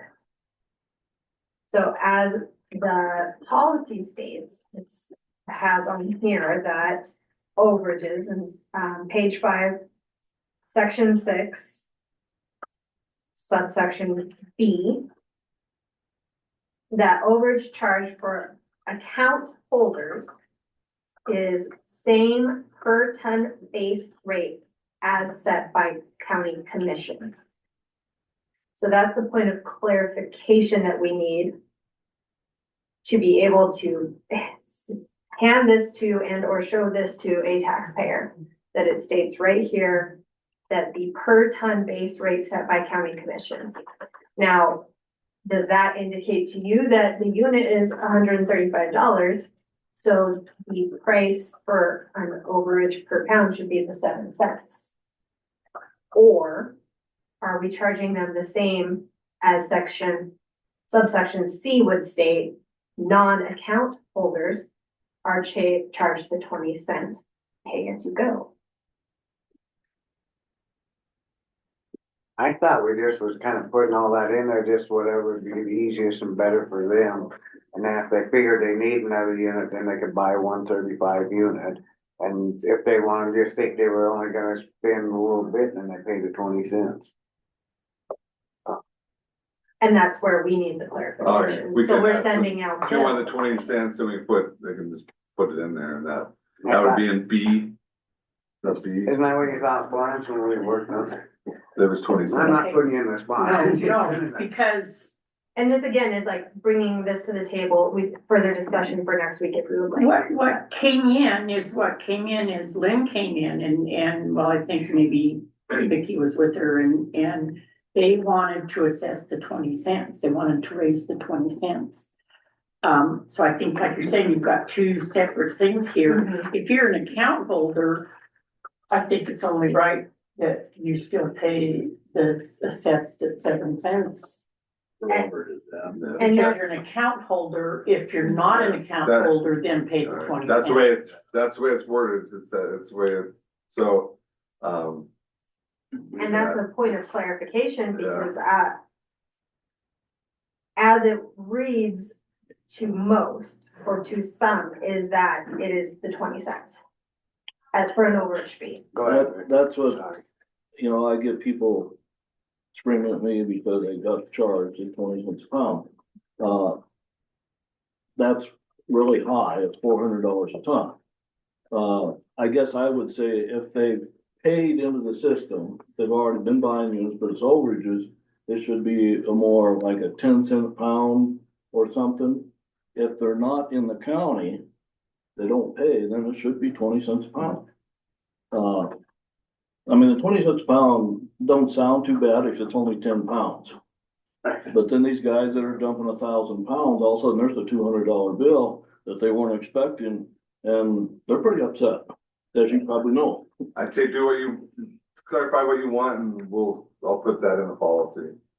Yeah, I think that for us, the clarification would be that as a account holder, you would be paying the account holder rate of 7 cents per pound or $135 for 1 unit purchase. So what was happening is that you were offering to sell them a unit because we had it at 20 cents and it was cheaper for them just to get a unit, correct? And that's for account holders? Correct. Correct. Or out, I mean, they have that option as non-account holders as well. So it's been a full year since he enacted this granite disposal and then using the dump. And when you use the dump, there's a fee. So what I've been doing, and I've been sending out, quarterly letters, statements to these people. So up to $135, it's just essentially 20 cents a pound. But anything over, they can purchase units to offset all of these different overages. So it's kind of a tiered thing. Yeah. So it's 20 cents to $135. And then anything over that, they just buy increments of units. And that's been working out great with all the customers. They don't like to pay for overages, they think they're getting hit 3 times, property taxes, granted disposal, and going to the dump. But for most part, we're getting a lot of payments coming in, so it's amenable to them. They're getting the 7-cent rate above $135. So, but for the smaller ones, it's 20 cents a pound. Or we could do it across the board for 7 cents a pound. We need to figure out what you. Well, the reason that it was brought to our attention is they requested the rate to be 20 cents. Because Vicky it was, requested it to go up? yeah, to go up 20 cents, the overages.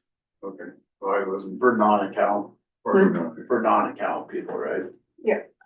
I mean, that's how this all. There are people, I think, they were coming dumping from Yeah. out of county. It was cheaper. for them. Or Yeah. contractors. So, yeah, we weren't wanting to encourage people to, Well, yeah, that would. That's why we put it in there. So I don't bill those people, they come through.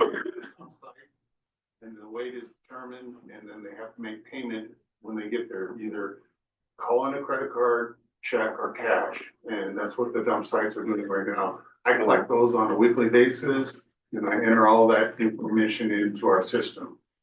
So that's taken care of at 20 cents a pound. We're just out of towners, anywhere from campers to construction to roofers, all these kind of things. And Well, that's we all, have to. and that's all billed at 20 cents. They don't get the option or a discount to buy a unit. But the property owners, the stakeholders in the whole thing, they get that 7 cents, That's reasonable. 135 unit price. Yeah. but we could tweak the policy to make sure it states what you guys. Yeah, so what I think is like, just clarify that, like, yeah, account holders or, taxpayers are at 7 cents or a unit. Price of 135, and then non-residents are 20 cents a pound. That's just the way it has to be, otherwise we're just taking garbage for nothing. Yeah. And we're paying, or the taxpayers are paying. Yeah. for it. Yeah. That's why we got in all this, we were always, yeah. Yeah, and I think a point of clarification is important with our office. We yield at weekly, daily, people coming in asking about the why, the where. Can you show us, can you tell us where it says that this is what we should be charged? One thing I'd say to them when they say property taxes, none of your base property tax is going for solid waste, correct? I mean, Correct, so, it's a fee. so, yeah, it's, if they think that, then they're mistaken. And maybe we could have that part of the policy posted up on the scales. At the solid waste site itself. Yeah. I'd rather have it there where they could read it. Or, yeah. Have it handed Some- to Yeah, them. yeah. Yeah, then if they want. I think it does state at the solid waste site, doesn't it? There's a Pay as you go. pay as you go. Pay as you Yeah, go. pay as you go. But that's for other stuff. But people that have a card, they don't know the policy, that Mhm. inside the detail there. I mean, there's a big sign that says closed on Monday or next week or something like that. They don't even read that, so. Yeah. Right. But having the updated policy posted to our website would be Well, that's, very beneficial, having it on the front page so that people can see it right there. Like, oh, look, updated policy. It's available for me. I can see it. well, we just put it on for the agenda next week and look it over good, and then we can accept it then, and we can get it right out. Blaine and I can work But on together on the, that. Granite County website under Department Solid Waste. It's there, I've added that, so they can click on it and it'll open up a PDF and they can read that. So it's available to the public, wasn't before, but now it is. The only other item that I have on here to note is following the fee structure. We had talked about this before, about the minimum being $7.50. Does not really work for our attendants to be handing out 50-cent change, for what they have to do. So we would request that the pay-as-you-go customers must pay by cash check at time of disposable. Minimum charge is $8 at least for pay-as-you-go. $8 would equate to 40 pounds as the pay-as-you-go rate. That verbiage could even use a little tweaking. We discussed it amongst ourselves a little bit that, you know, it's the $8 minimum, 40 pounds or less. You say cash credit or? Cash credit or check? Credit is done only in our office. They have to call it in. Yeah. They do not have credit card terminals. We don't know. What page is that on? That is page 6. And then they get charged for using a credit card too, right? Yes, they do. But the attendants, I mean, I mean, they're too busy to call in and stop their whole operation to call in a credit card number. Cause there's people lining up. I know you all are aware it's a busy little outfit and, so usually it's just cash or something like that. And if we needed to adjust, you know, I suggested the $8 minimum just because it's just rounding that $7.50 up the $8. If it needs to be a different minimum amount, I'm open to that suggestion from anyone, but 40 pounds is what, taking two bags of 2 bags of garbage, trash essentially. you know? Fine with me, I don't Yeah. care. How many bad checks have you? Yeah, that's what I was gonna ask too, probably. But Not I'm very- on the process. Actually, not very many. Not for solid waste, Yeah, other, for treasurer's office, they have one. Yeah. but no, solid waste, I don't, since I've been here, I don't think we've had a single one for solid waste come through for bad check. It's mostly cash that comes through. Yeah. And if there's contractors bringing in a tray load of roofing material, you know, they know it's gonna be, and they're a, you know, formal business, and so Right. those checks, when they have large dollars like, you know, $1,500 writing checks, they're good businesses, so they're not gonna know There's that. Well, local business in Drummond, wrote you bad treasurer bad check. Well, the contractors, they do try to call in to see if you've got room first, you know, they kind of. They have to call in for a trailer, if we don't accept trailer loads. And, without something, because we'll just turn them around, because, you know, the volume of the stuff coming in just fills up so quickly. So we have that, and they check to make sure that you have it. But we'll take a credit card as well, that's pretty good. John will call in those once in a while, because they don't have a check, but they do have the credit card, so we'll do that. So those were the points that I had. Did you have any additional? All those as well. Did you have any additional issues or concerns? Well, we'll just get that in front of us, we can look it over and put it on agenda for next week and make a discussion decision where, cause I know we'll get comments when you didn't see it. We can't really make a motion today without looking at it. Right, so Blaine and I can work to, Yeah, We could, yeah, we get a draft and, Yep. have Miranda put it online so people can look at it. for a policy amendment, is it on there, does it have to be on there twice, or is that only by resolution? Resolution, plus Pat, I mean, had it today on there. Yeah, it's full. we can adopt it next week. Yeah. That we had it on today, you know, we've changed stuff, so now next week will be the final discussion decision. Is that okay? Okay, so we're clarifying that if you have an account, overages are at 7 cents Or just. Or 135. or Yeah. another unit. And goodbye, unit. And then if you're non-account, One. they can come in and buy units from you. I don't know about that would have to trigger a dump card, and then they're out of our, Yeah. or business, I think they just need to pay as they go. Okay. And at 20 Okay, pay as cents. you go, Yeah. 20 cents a pound or $8 for 40 pounds or less. And then A after, minimum charge of $8, and if it goes over 40 pounds, then you pay at that rate. Yeah. At 20 okay, cents. okay, yeah, Sounds good. yeah. Yes, those were the major items for our office. Any public comment?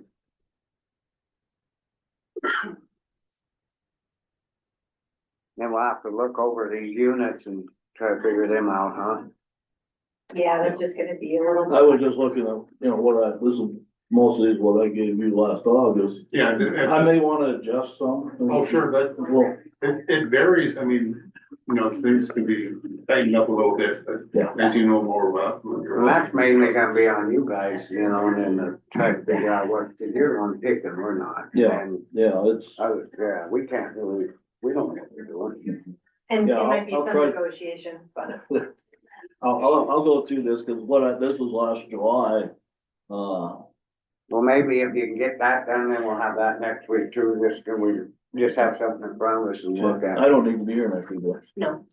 I'll send it to you. Get them to stop, bring them in, and just, we'll have them on the agenda, that way we can look over this. Some of these are just like, wow. There's some big garbage producers out there. It's But I'm just, amazing. yeah, and you're looking like, holy cow, they need more, and they know it. And I would rather the county is assessing them, so I don't have to worry about it, You just don't want the butcher away. That's right. I know where you're going. Well, it's gotta be paid for. It's a $500,000 I know, I'm operation. just saying. Yeah, it's, That's a lot of money for the county. Okay, anything else? No public comment on this work session? Thanks, everybody. all right, Good thanks. day, stay Have a warm. good one. Stay warm, keep them running. Yeah, Yeah, have a good one. throw a bunch of additive in. It's gonna get worse.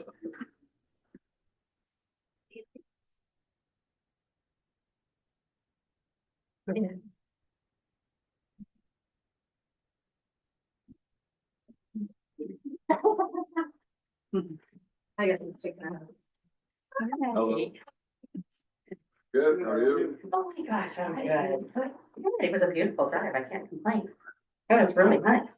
It's cold out there, huh? Oh, it's not bad here. Not compared to Helen at home. It was. I always said that a few minutes, so. Well, it's better than Hammer. Yeah. Amber, Everything's Amber. better than Amber. She's heading there today. Yeah, I had there this afternoon, which is fine. Yeah, we got a few minutes.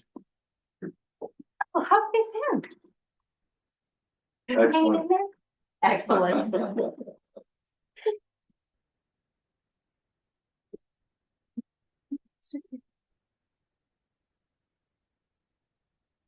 For a second, if that's okay. Blanche on that one claim, we're gonna hold it, it's the one that's with that, Thank you. no, they do that, they're having a meeting the 20th. Anyways, that orange letter on there, I just had them hold that out, figure out what they might have coming or before we agree to do So what one is that? the one on, what's their, I didn't. marketing. They're having the marketing one. Oh, yeah. Because, They're having a meeting and with another person. oh, okay. So is this I held it out, 425, would that be for the year or something? Yeah, yeah, Okay, yeah. okay. but I pulled it, Yeah. in, they told me to have a meeting. Yeah, I was looking at that and I was thinking. I'm sorry, just doing it, that's why. Yeah. See here. Good catch. Good catch. Yeah, maybe. One of each of these. This is this year and next year. One of each of those would be great now.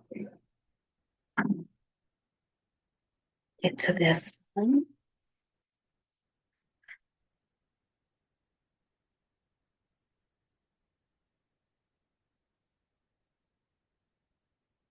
Come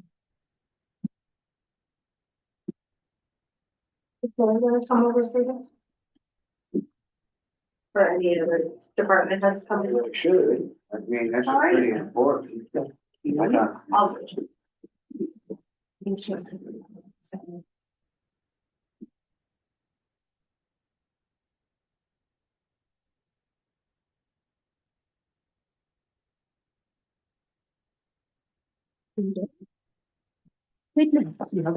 I do, yeah, thanks, Sarah. Thank you.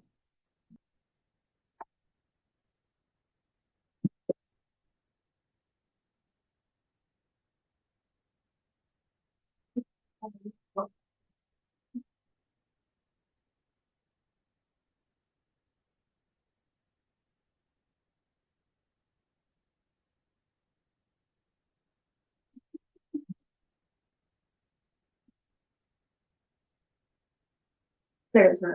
Well,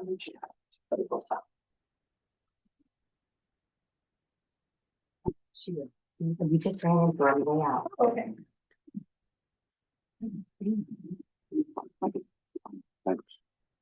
hey Miranda, when they get that drafted for that solid waste, would you make sure Paul gets one of them? 'Cause Yeah. really, we probably should have had him in here. 'Cause Yeah, he's gonna get hit with a bunch of these questions. I was just thinking that, you know, he sees a lot that's coming in and out. Ashley and I can keep him in there. Yeah, I just think we better get that. Yeah, thanks. I can have it after this agenda item next week.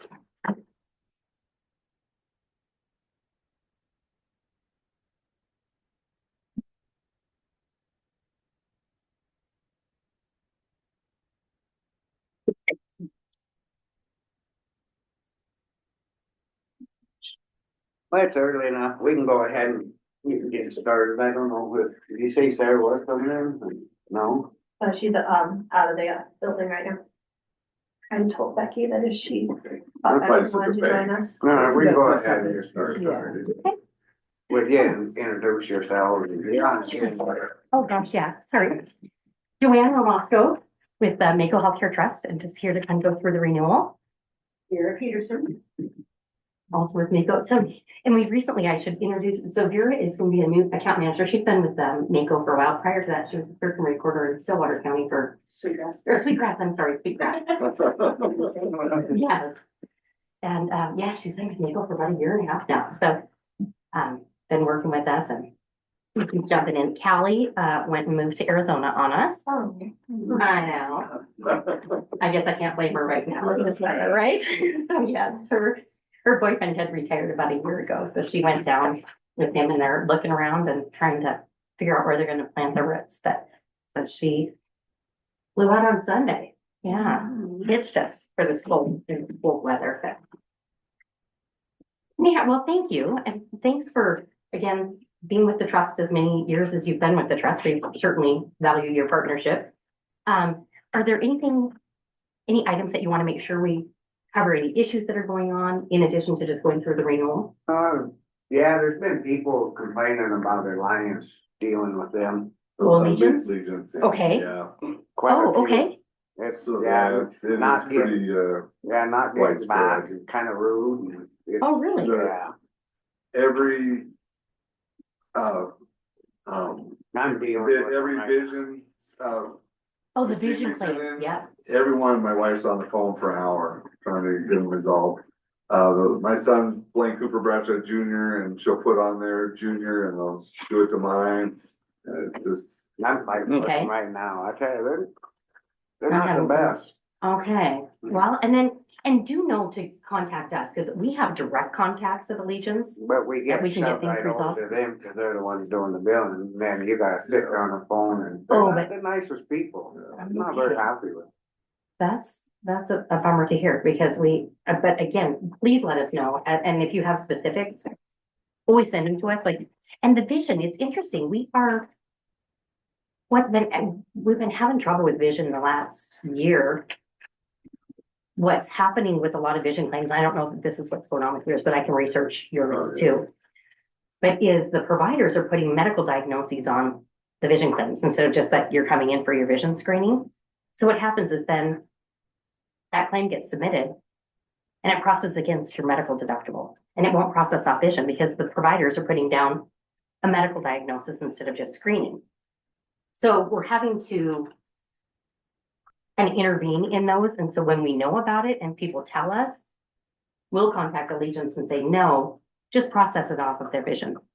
And so then we'll just have them flip it and process it off vision.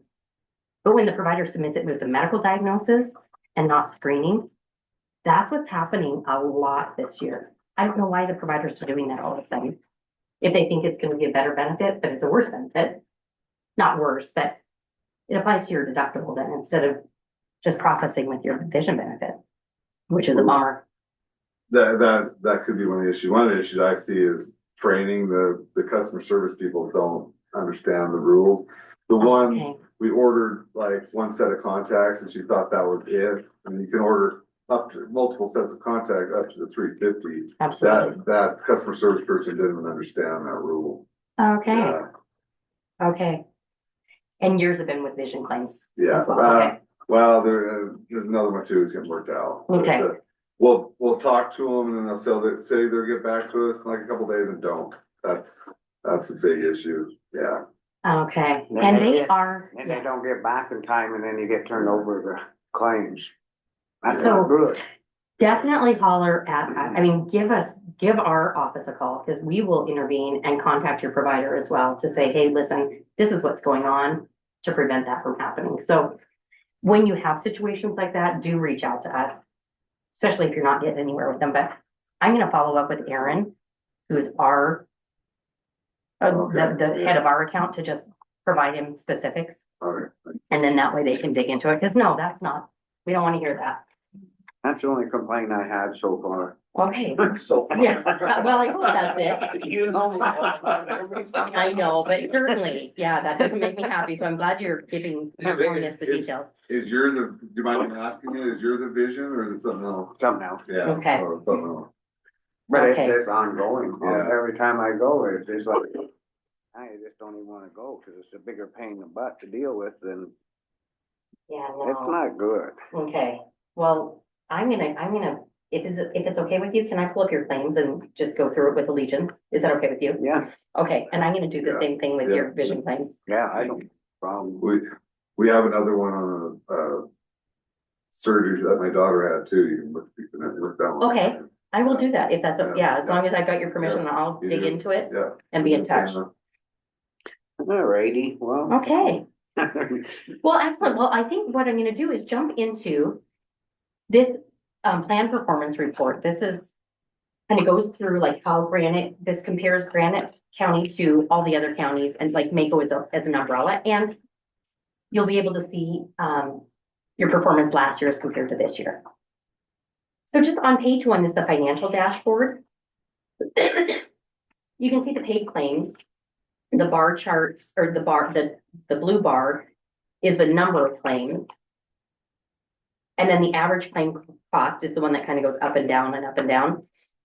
So you can see you had some major claim expenses, beginning of 2024, kind of tapered off in April, spiked again in August, and now it's come back down towards the end of the year. Things have kind of come down to normal. And then that orange line across the middle is the benchmark. So you can see kind of where you're at in comparison to benchmark. Over on the right, that is the employee versus plan paid. So 87% of all of the paid dollars have come from Mako. 13% are employee expenses. So your members are picking up 13% and we pick up 87% of the cost. What Mako runs, you run almost identical to Mako. We run as a whole 14% and then 86%. So you're right there hand in hand. I'll tell you, on the commercial sector, just having worn that hat for so many years, they like to see member cross share being between 20 and 25%. But being in the government sector, you're right where you should be.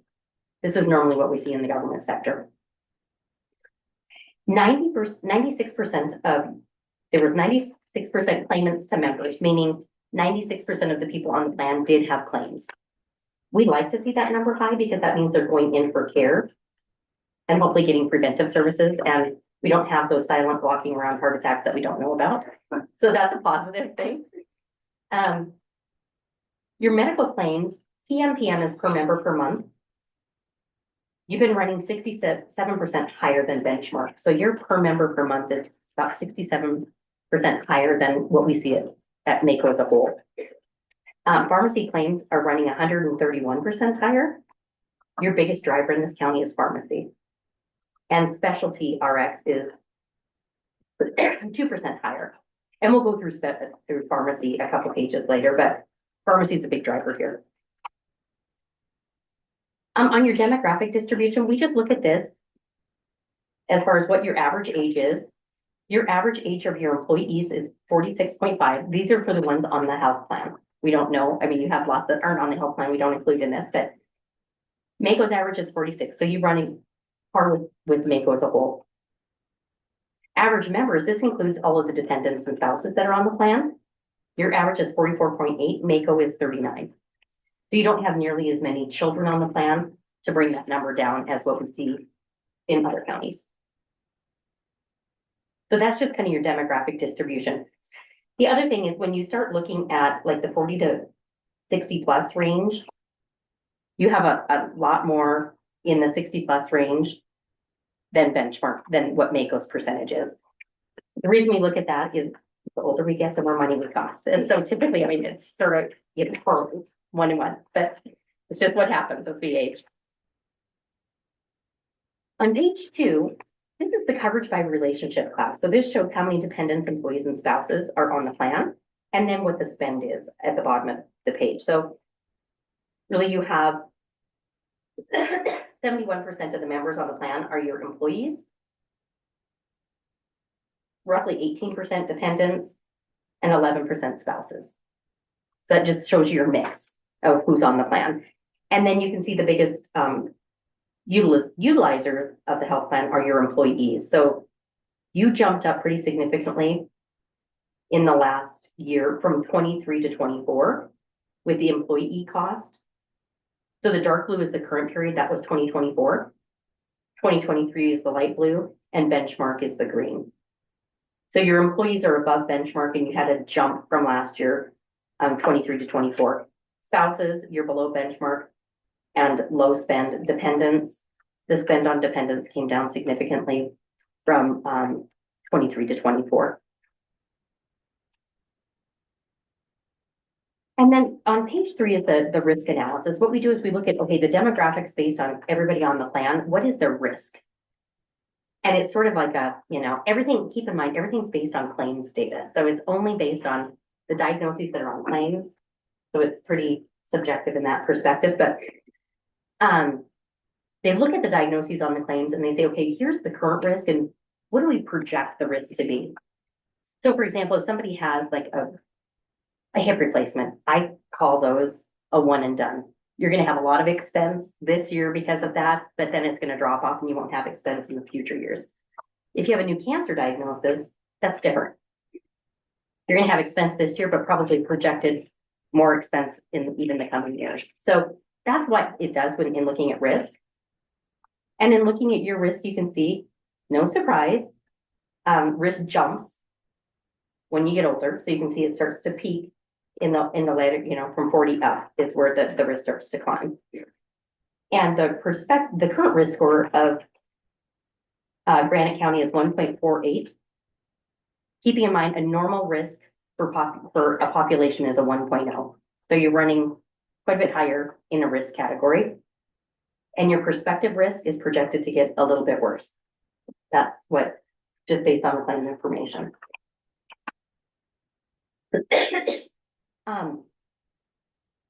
So then when we start digging into, okay, what's driving the cost? On page 4, you can see the biggest cost driver for the dark blue line is current reporting period, 2024, light blue again, 23. So your pharmacy spend is significantly above benchmark. That's one of your big drivers here is your medication cost. You did have some inpatient stays this last year that you didn't have in 23, and outpatient jumped significantly. Outpatient is outpatient facility. So when you go into the hospital and have outpatient-based services, that's what that category is. Again, quite a bit higher. Jumped up from 23 to 24 and significantly higher than benchmark. And then when you look at the, what are the drivers and the diagnoses? You had a jump in cancer. So again, that's outpatient facility because chemotherapy, radiation, that all occurs in an outpatient setting. So cancer was a big jump for you. And then there was some coronary artery disease jumps, a lung cancer, respiratory therapy, and then, oh, that urinary calculus, that's just your kidney stones. And that was, you know, you had a situation with that jumping up, but biggest impact is cancer and cancer therapies. On your procedure groups, this is again kind of where is the category. So drugs is, as you can see, the biggest jump in the last year. Surgery came up a little bit, so you had a few more surgeries. Inpatient days, you didn't have any the previous year, so obviously that shows us a big jump. OR and then imaging. But then when we look at, okay, what are the chronic conditions? You're actually running better than benchmark in some of, better than expected in some of these. Hypertension and hyperlipidemia, so high blood pressure, high cholesterol. You're actually running better than what was projected for your population. Cancers, you can see, are higher. Diabetes is just one higher, low back pain, one higher. I will say those top 5 conditions, those are the same top 5 conditions we see in pretty much every county. These are just your top drivers in all of our counties. So that's kind of what's pushing it as far as chronic care. And then when we look at chronic care, the next thing we look at is, are they getting the care that they should be getting for their condition? And I always pick on diabetics just because my dad was a lifelong diabetic, so I always pick on him. But, you know, diabetics should be getting quarterly hemoglobin A1C checks, annual retinal eye exams, annual foot care. So we look at, okay, based on their conditions, are they getting that follow-up care that they should be getting each year or quarter or whatever the projection is for their condition? And you can see overall for chronic diseases, those types of services decreased from last year to this year.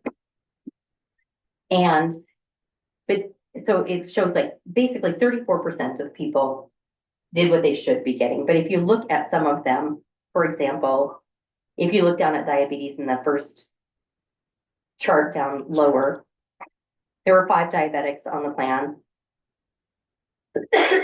And the median for that would be a 12.0, and the 75th percentile is 36.5. So they're falling right below the 75th percentile as far as getting the care. So it's not like it's a horrible number, it's just in comparison to the 75th percentile, they're doing okay. So that's how you kind of interpret that chart. And general wellness, that's just going in for your annual wellness visits. And when we come here to do the Rocky Mountain biometrics blood screenings, that would count as a wellness screening. And so you actually have a good population that gets those done, which is a good thing. And we always encourage that because we always catch things. Every year we catch new things and hopefully prevent big things. On page 7 is the emergency room utilization. The reason we look at emergency room utilization primarily is it's incredibly expensive. And is it necessary? Meaning, are people accessing the emergency room for appropriate emergent care? Could they have used an urgent care? Could they have used telehealth? Other things that are way less costly. So that's why we look at this. Your curve is right where we would want it. High severity, life-threatening. Those are the things to go to the ER for. So then we look at frequent flyers. People that go multiple times. So you had one member that went to the ER 4 times in this given year. So we look at that to go, do they have a primary care doctor? Primarily. Allegiance also looks for drug seekers, you know, like, are they looking for opioid management? So we definitely stay on top of that.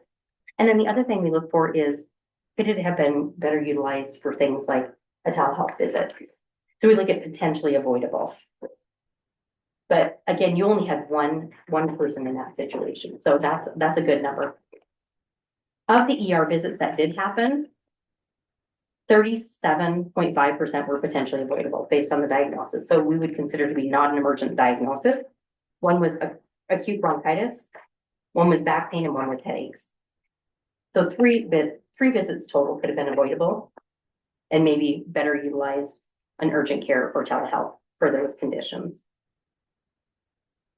And then we always, and I don't know, what is the situation in your county? Do you have an urgent care here? You don't, so you go to Anaconda. There's an emergency room in the hospital there. Okay, so people don't hit urgent care, they'll just go to the ER. So that's the situation we're in, okay. Right. Instead of traveling, they'll just- Even urgent cares are, I don't think there's an urgent care in Anaconda, is there? Yeah. There's, Oh, it's, Yeah, there should be, It's in the ER, but. right. yeah, but at least they time, triage you like, first. Yeah. Oh, good, Yeah. Well, they might be saying ER here, but it's just our clinic. I see, okay, yeah, and if you're in the clinic, they'll move you into their ER, Right. room down, okay, so. yeah, You know, so then they can't get higher do Based utilization. on clinic, they'll move you to ER. Oh, okay, interesting. So, and I will tell you, this is common. We see this in several of our counties where you don't have a lot of control over where you go because there isn't one available. And so when that's the circumstance, it is the circumstance. If you do get a letter from Allegiance or any of your employees get a letter that it's just an educational letter to say, hey, we see that you went, this condition may have been able to be treated in an urgent care setting or via telehealth. We're just trying to get education out because ERs are huge cost drivers. Again, in your situation, people may not have an option, and that's okay. It's just we try to educate people to let them know. And based on these three, I probably wouldn't have turned to telehealth to telehealth for any of these conditions. Sometimes they might have UTIs or things like that that are easily done via telehealth. And it's a $40 visit, it's cheap, and they can prescribe medications. Sometimes that's a great alternative, but all three of these, I wouldn't have probably turned to them. But then we do look at what day of the week is it occurring? And in your situation, I can understand that you don't have a lot of control. But a lot of times we check to see, was it on a weekend and their doctor's office just maybe was closed. So pharmacy, again, one of the major drivers in where your spend was this last year. When you look, we just look at, these are the drugs that had the highest jump, meaning you switched from one medication to the next, or started a new medication. These are the medications that took the jump. They're primarily for cancer, MS, diabetes, and heart failure. So those are the conditions that they're treating. And then we look at the therapeutic classes which go hand in hand. Anti-neoplastics are your cancer medications. Miscellaneous, I ignored that. It's just all the other stuff that's lumped together, so that's meaningless.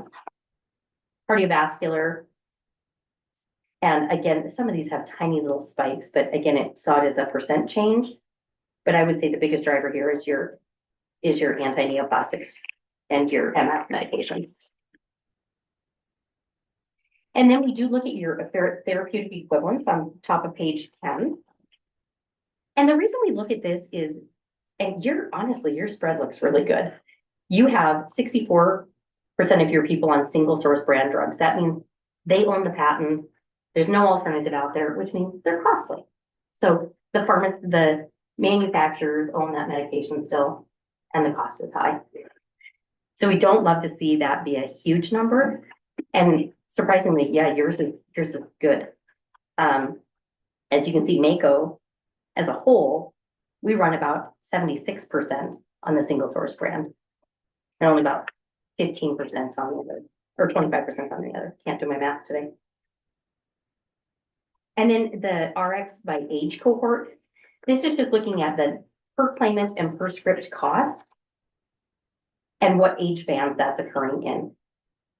And yours is just as I would expect. The older you get, the more costly medications are. So you can see in that 70 plus category, really starting at about 50, the cost jumps. You do have somebody that's young, that's taking a high cost prescription, but otherwise it's pretty much driven by age, which is what we would expect. Page 11 is a new report that we included from previous years. we get this from our pharmacy benefit managers, and so, we recently changed from, ESI to CVS Caremark last July. And the reason we did that wholeheartedly is just because ESI, we couldn't control our costs with ESI anymore. So we switched, so we always expect to see savings. And if you look at your gross cost, it is down in pharmacy about 17%. Even though it's a major driver here, the cost is still down. The other thing we like to see is when we changed, we said, you can save a lot of money on pharmacy by shifting the cost to the member, taking a free generic drug and throwing a $20 copay on it. But we were like, no, we don't want to do that. We don't want to negatively impact our members. So you can also see the member cost share in the middle is down almost 19%. So that's a real positive thing for us. We're saving money, but our members are also saving money. And that's what we wanted to see. The other thing we look at kind of under patient intensity, you have 2 patients that had medications over 50,000. So 2 members here, had really high cost medications. 4.8% on specialty drugs. That's a good thing because specialty are always super expensive. That's a low percentage. We like that number. Some counties, that's a big number. 40% of your population are taking 5 or more medications, and 1 patient is taking more than 20. I take this little section with a grain of salt this year, just because we switched pharmacy benefit managers. So it counts, like, say, if we had a preferred medication of Humira under Express Scripts, and now it's a different drug under CVS, it counts that as 2 drugs. So I think next year, this will be more meaningful information, but for this year, I mean, it is what it is. The top ones make sense, but taking more medications, that could be a driver of switching pharmacy benefits. And the other area is, again, you can see oncology at the bottom middle, the top 5 therapeutic classes, again, hand in hand with everything else we saw. Oncology, diabetes, and MS are your main drivers. And that middle section, patient movement, again, that to me is meaningless this year because of the switch in maybe preferred medications. So next year, that'll be more meaningful. That's it on pharmacy. And then you can see on page 12 is the high cost members. We define a high cost member as anybody that incurs more than 50,000 in paid claims. So we had 3 of those in your county for a total of about $500,000. Oh gosh, I'm so sorry. That's an error on my part. See how it says total members 10. So sorry, that's my bad. That's 3. There should only be 3 members there. And then the latter part of this report is, these were your blood screening results from Rocky Mountain Biometrics for the last run. You had 12 people participate. The average age is 53. Again, we'd love to see that number increase. We do offer a $20 incentive, but any other ideas you guys have, we're open to suggestions on how to get people here for blood draw. And actually, I know we had one suggestion last year because we came, I think, a half hour or an hour later than we normally came. So we're going to move that to earlier this year so we can hopefully catch more of the road department. So we'll be here earlier than like we were 2 years ago. But any other ideas you guys have for how we can increase utilization, we're down to try it. So just let us know. So you had about 30% of the population participate. We'd love to see that grow. Blood pressure, I don't put any weight on that because you're coming in to get stuck with a needle. Your blood pressure is going to be high. So it's always higher than normal. It's the white coat syndrome. So the hemoglobin A1Cs, that one frightens me. 100% of the males were out of range, meaning that's pre-diabetic. So that's always a scary number to me. And that's a big percentage. Normally you see that in about the 25%. 25% of females were out of range. So I'm looking forward to the redraw this year to see if any of those improved, because they probably were contacted by the medical director and asked to follow up with their provider. So that's a good thing. Lipid results, again, that's cholesterol. 34% of males out of range, 23% of women out of range. And the rest really look, I'd say, pretty on par with the other counties. your comprehensive metabolic panel, liver function, your complete blood count. Females had great results on that, 100% normal. Your TSH levels here are great. I mean, normally we see out of normal range with a percentage of the population, and 100% were in normal range here. That's a positive thing. Vitamin D, big surprise. We live in Montana. Everybody's vitamin D deficient. Pam was joking, and she's thinking maybe at our next wellness screening, we should just bring bottles of vitamin D and have everyone take one, just take one before you get your blood drawn. But no big surprise there. Encourage vitamin D. And the PSAs for the men that had PSAs run, 25% out of range, 75% in normal range. I think one of the key things in looking at this is on the very last page, they're the newly discovered conditions. These are things that they would have been contacted by Rocky Mountain and told, hey, these are things to follow up on. You had a new person with elevated PSA to follow up with. High blood pressure, again, I'm question on that one. High cholesterol, prediabetes, and vitamin D. So those were new conditions in addition to what they already knew they had. That's just always good information. We love to do blood draw because we always catch these things. Any questions on the plan performance? A lot of information, sorry. I kind of run through it fast, but afterwards, if you have questions, do give me a shout. I'm happy to dig into any of it for you and provide you more details too.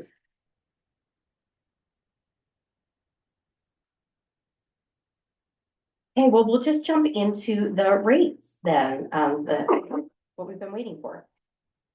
The trust experience this year, when the trustees met 2 years ago, last year our rate increase was really big. It was the biggest we'd seen in, I think, 16 years. And claims have improved tremendously, primarily because of the shift in our PBM carriers for drugs. So we saw huge savings on that, which have really helped the trust overall experience. Medical claims are still high. And so we're just really, again, trying to coordinate with Allegiance to figure out, are we getting everybody into case management? Are we doing the things we can do to control the medical claim side? Is that one still growing, but not outrageously? But based on all of that, the trustees landed on a 9.8% rate increase for this coming year. I anticipate, one of the key purposes of the trust is rate stabilization. And over the years, you can see based on the letter, if you look on the letter right behind the agenda, you can see in that first table, national trend has been running for this 11-year period, has been running on average 8.9%. That's been national trend. The trust as a whole has been running at 5.8%. So we're still beating national trend, which is significant. And Granite County has been running at a 6.7 for those 7 years, or those 11 years. So when you look at an average rate increase of 6.7, it's still lower than trend, which is a really positive thing. So all in all, I think everything's running well. Even with the 2 last years have been painful, things are starting to come back into line. And we anticipate that to even get better this next year because we only saw when our actuary sets rates, or I shouldn't say sets, recommends the rates to the trustees, he looks at a 24-month period. He looks at 24 months of claims. And in the last 12 months, it's been running a lot better. So, but then you trend it out over 24 months and it's still kind of a bigger number. And that's where they landed on the 9.8. He actually came in a little bit higher than that, but they felt comfortable knowing we're going to continue to see savings on PBM, on the pharmacy. We're expecting that to come down even more. I expect this to be definitely a lower number next year. But so I think things are definitely trending in the right direction compared to what they were 2 years ago. So that's where they landed, was 9.8. And when we look at York County, again, the actuary takes a look at, okay, let's look at the trust as a whole, and then let's look at Granite County specifically. Even though I showed you, how your claims have been running significantly higher than benchmark, you still fall within a corridor, meaning any claims over 50,000 are pooled with all the other counties. That has really saved your bacon because without pooling, your county was well over 100% loss ratio, meaning for every dollar we took in premium, we paid out probably $1.35 in claims. But pooling has really helped Granite County, which is a blessing because the other counties are helping pick that up. Now, there have been years that other counties have had bad years and you've had good years and you've helped them out. So it all washes out. And that's the piece of the rate stabilization that really does work in a pool. So I just wanted to make sure you understood kind of how that worked. But you fell right far within the trust. So you'll get the same increase as the trust, which is 9.8. There are 7 counties that are getting higher than a 9.8 because they were running worse without pooling. And 2 counties are running better than the trust. So they'll see a little bit of not a decrease in rates, but they'll get lower than a 9.8 because they were running significantly better than the trust. But you ran right par with the trust. So that's where then your county would see the 9.8. If you look on the rate page, let's see here. Where did I get that one? Oh, you know what? I didn't steal one from you, Barry. Do you mind if I steal one from you? There's 2 different rate pages. One with the straight lines across, that is for this coming year. And the one with the swooshes, that was the previous year, just so that you have them side by side for comparison. I'd always like to kind of review where you're at. Your tiers, you can see up here where it says tier ratio. That means you, your members is equivalent to a 1. If you add a spouse, it's exactly double. Children is a 1.9, and your member and family is a 2.5. So you're what we consider to be somewhat family-friendly rates. Our actuary would have that member and child.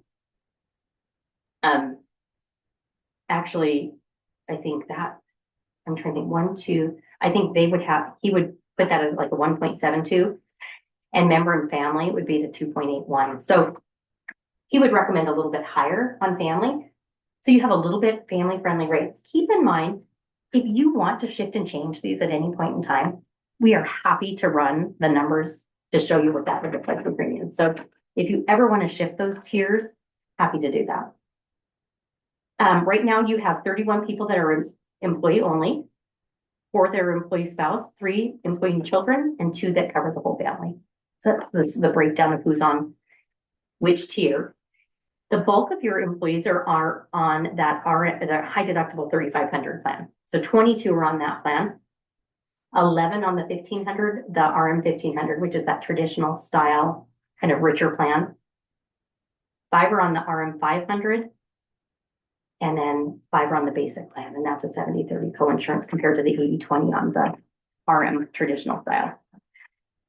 I also included several other options down underneath. So say, for example, maybe you're just like, you know what, we can't afford that RM 500 anymore. We want to take that off the table. It would negatively impact 2 people out of your 40. We're going to increase that up, and maybe we're going to take the RM 1,500 and the RM 2,000 or something. So just keep in mind, you've got lots of alternatives here if you want to do something different. And that's why I include those alternate plans below, because you can always shift your plans every year. So if that's something you're interested in doing, you're more than welcome to do that every single year. And dental, you have 44 people on dental, 33 on vision. Dental did increase 4.7%, which is equivalent to $2 for the employee only. But that comes hand in hand with also, it used to be a $1,600 benefit. We increased that to $2,000. So it's a $400 additional benefit per person. And it increased by $2 in premium. And vision stayed flat. There's no change in vision, and there's also no change in life. That's locked in for 3 years. And then we do include the Medicare Advantage retiree plan at the bottom, just so that you know what the rates are for that, for any retirees that are on the Advantage plan.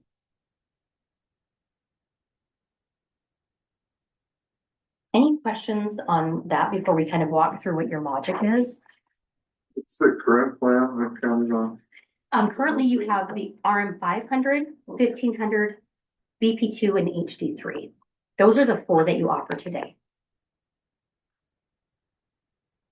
So there's 2 that are doing the 500 deductible, and what they're doing is, and what we allowed last year was 1398 or 1398, right? $1,439. we did the 1,580%, 3,000. Okay. Yeah, so that's the one I So think you that pick one's up in going full. up from 1398 to 1535. Mhm. And we offered the 500 and there was two. Two I people think that are they still didn't on really that. understand either, did they, or something?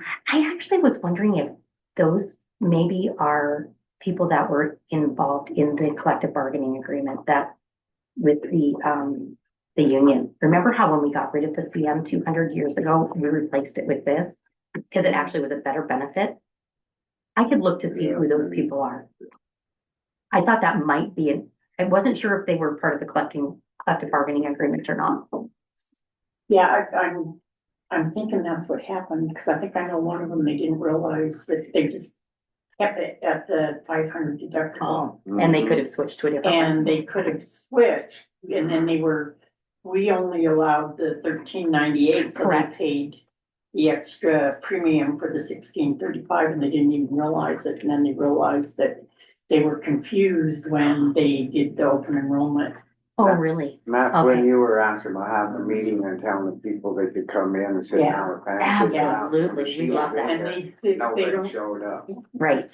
they don't come in, they don't understand. I agree. with what they. Yeah. Yeah. And it's so hard, yeah. Was it Yeah. 1398 or 1439? 1439. 1439, kind of great. Mhm. Last It- year, for. Yeah, because your logic, if you look What am I on, looking at here? well, I thought that's we were just, paying so if you look at, take a look at the contribution page. This, did I hand this one out yet? I bet I didn't yet, I'm sorry. Because you don't have enough paper, I'll give you one more. Okay, This was the logic that you used last year. So you did Oh, base yeah. it, you're absolutely right, on the RM 1500, but then you also added the dental and the vision. Oh. Yeah. And so if somebody picked that RM 500 and they didn't want dental or vision, you would have actually applied more to that than just the 15, or than just the straight premium. So yeah, your logic today is, well, currently, and I always like to verify this, and especially from a payroll perspective, I want to make sure that we're administering everything the way that you are administering it here, that we've got it captured right. Right now, your minimum hours is 87 hours per month. That's the logic that you're using today. For eligibility. So a person has to be working 87 hours a month to be eligible. And is that staying, you anticipate that to stay the same? Okay, excellent. And then the other thing is, right now you have first of the month following date of hire. That's the waiting period. And you anticipate that to stay the same. That, I'd say that's the most common. That's what the majority of people do. And are your payroll cycles, we've had, because of something that came out this year, I can't remember, Nancy would know. A lot of people, several counties changed what their payroll cycle was to semi-monthly. Are you monthly or semi-monthly? monthly, You're monthly. And are you staying with monthly? I think so. Yeah, if it works We fine. looked at semi-monthly, but. Never got enough to follow through something. Yeah, yeah. Yeah, Okay, everybody just got over it. okay, good. I think, well, it was interesting. I think Nancy sent something out from Nancy from Mako sent something out earlier last year that said to make sure people are filing their taxes semi-monthly. And so people thought, oh, that means I have to change my payroll to semi-monthly. And it's like, no, you don't have to. You just got to make sure you're paying the taxes. So we had some people move away from monthly, but you're still on monthly. So I just want to, and the reason that we asked that is in the online system, we set that up so it shows what the member's out-of-pocket expense is per paycheck. So we just want to make sure we have our system set up right. That's why we asked for this. And if you have somebody say that works 30 hours a week instead of 40, do you prorate their premium or do they just get the full premium or full contribution? On the employees, it's. The 87 hours in the month, they get full. So if they work 87 Yeah, hours, they have to work. they get the full contribution. And I think the way they worked it is like they averaged 3 months, and if they've averaged $87 a month, then they were covered full. Okay, so they get the full county contribution. You don't prorate it. Okay, No, so no proration. That makes it easier. I'm just gonna Just tell you. part, so it's part-time? they have to have at least 87 Yeah, hours. so the people that part-time aren't getting Right. the benefit. correct? No, Correct. Like your villains. Yeah, But if they are working 87, they get the full contribution and it's not prorated. It's no different than if they're working 30 hours than if they're working 40 hours. As long as they work the 87. Perfect. Okay, that Which- makes it easier yeah. on our end, that's for sure. Some counties do that every payroll. Wouldn't that be a nightmare? But, no, so this is good. That makes it easy on our end, for sure. And so again, last year you based your contribution on that RM 1,500 plus the cost of dental. That's how you came up with that county contribution amount. So if you did that this year and you kept it based on the RM 1,500, then it would be the 1,535 plus the 43, which, let me do the math, what would that be? 1,578. It would be 1,578 if you based it on the same logic. Keep in mind, you can change that logic every year. We're not saying you have to keep it the same. You can always change that. But that's what it would be if you based it on the same logic. And currently you also allow it for all tiers, meaning if, say, I was on, like if we look at last year's rates, if I picked the BP 2000, I could pick member and spouse and utilize that 1439 towards some of my spouse premium. Yeah. And so you allow it for all Yes. tiers. And I would say that's the most common. I mean, that's pretty common, and you anticipate keeping that the same. Excellent, okay, good. Yeah, that's, I would say that's definitely more of the standard out there. You also allow them to use it towards medical, dental, and vision. So if they picked a lower plan, they can elect dental and vision and use those So contributions. I think we've been given them vision, haven't we? We've been given, and then, like if they took the lower, like the Yep. HD 3,500, they could include the dental with it too. Yep, absolutely. Excellent. Okay, so I'm gonna mark that the same then. And you do also provide county paid life. You provide 10,000 to the employee and 10,000 to the dependent. And we also provide 25,000, but you have that as an employee benefit as well. And then does the county have you for the difference? Say if I am a person that picked the high deductible 3,500, you put the difference between that and the county contribution into an HSA. I think you do that today, Yeah. correct? Okay, excellent. And do you have an HRA? Yeah. You have an HRA as well? That card you pay into. Is that account? An HRA is separate. So an HRA is, say somebody doesn't want to take say they waive medical benefits. And I think of this oftentimes with commissioners because they might be on Medicare. So they might say, hey, you know what, I'm gonna waive my county contribution, or I'm gonna waive the medical coverage. But they'll put that dollar amount into an HRA that is actually kind of like owned by the county. And then if they leave employment or don't use that money that year, the county retains that money. It doesn't ever, like an HSA, it goes with the employee. Right. An HRA stays with the county. We don't, Okay. not very many. Not very many do. I just wanted to verify that you don't. But Yeah. the HSA that we have, is that HRA option similar to okay, sorry, I should reword this. The HSA contribution that is done when you elect to do the high deductible is just the difference that goes in. If the employee chose not to elect any of these plans, can that full 14 or 1,500 go into the HSA? No. The only way you can put money in an HSA is if you are on a qualified high deductible health plan. So you have to be on a high deductible health plan to put money into an HSA. Does that help answer your question? Yes. Okay, good. Excellent. And then do you also allow, or does the county contribute anything to Flex? To a Flex account? I know when I just filled out all the paperwork, there was something that the county did match. Would that be something Sarah That is nationwide deal. Oh, okay. Yeah. nationwide. Retirement. Not a lot of counties No, put that's into an not- FSA. That's Yeah. retirement. Yeah, Yeah. Okay, Oh, this is for health stuff. oh, well. an FSA, counties can put up to $500 a year into an FSA, a flex account, if you so chose to.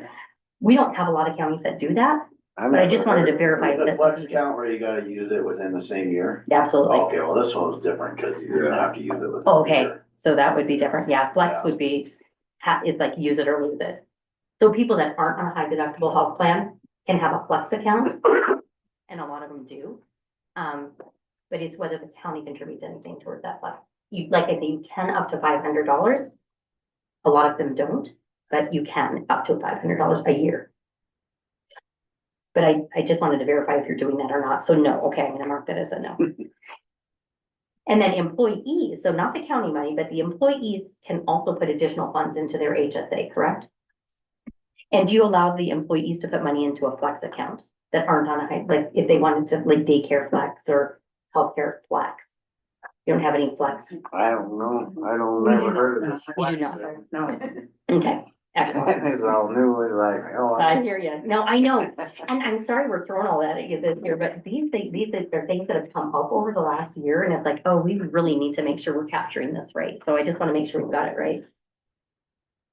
And do you offer cash in lieu? So if people don't elect the benefits, do you give them cash in lieu? No. Okay, That was a question that I did, was if an employee does not want to participate in the sponsored help, then those monies are already being collected for our permissive health, right?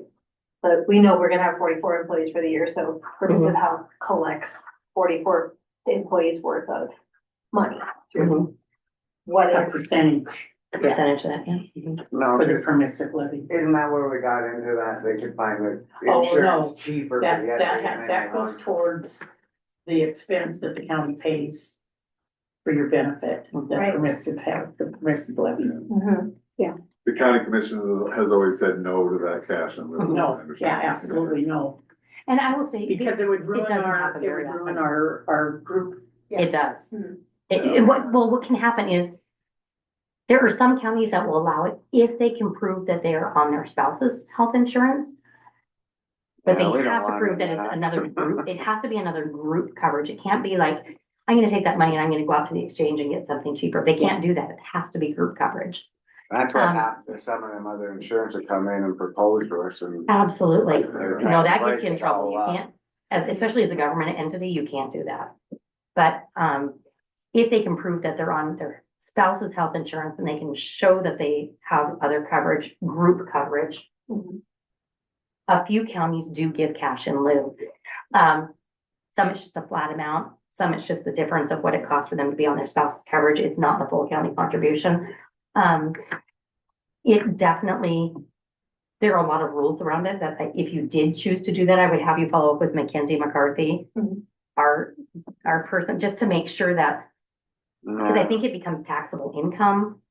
So, I think we're sticking with that. Yeah, No. okay, Yeah, it's always been. it can decided get no, dicey. that I mean, it's not that you can't do it. It's a benefit Yeah. that they don't want it, then they're the one that's not getting the benefit.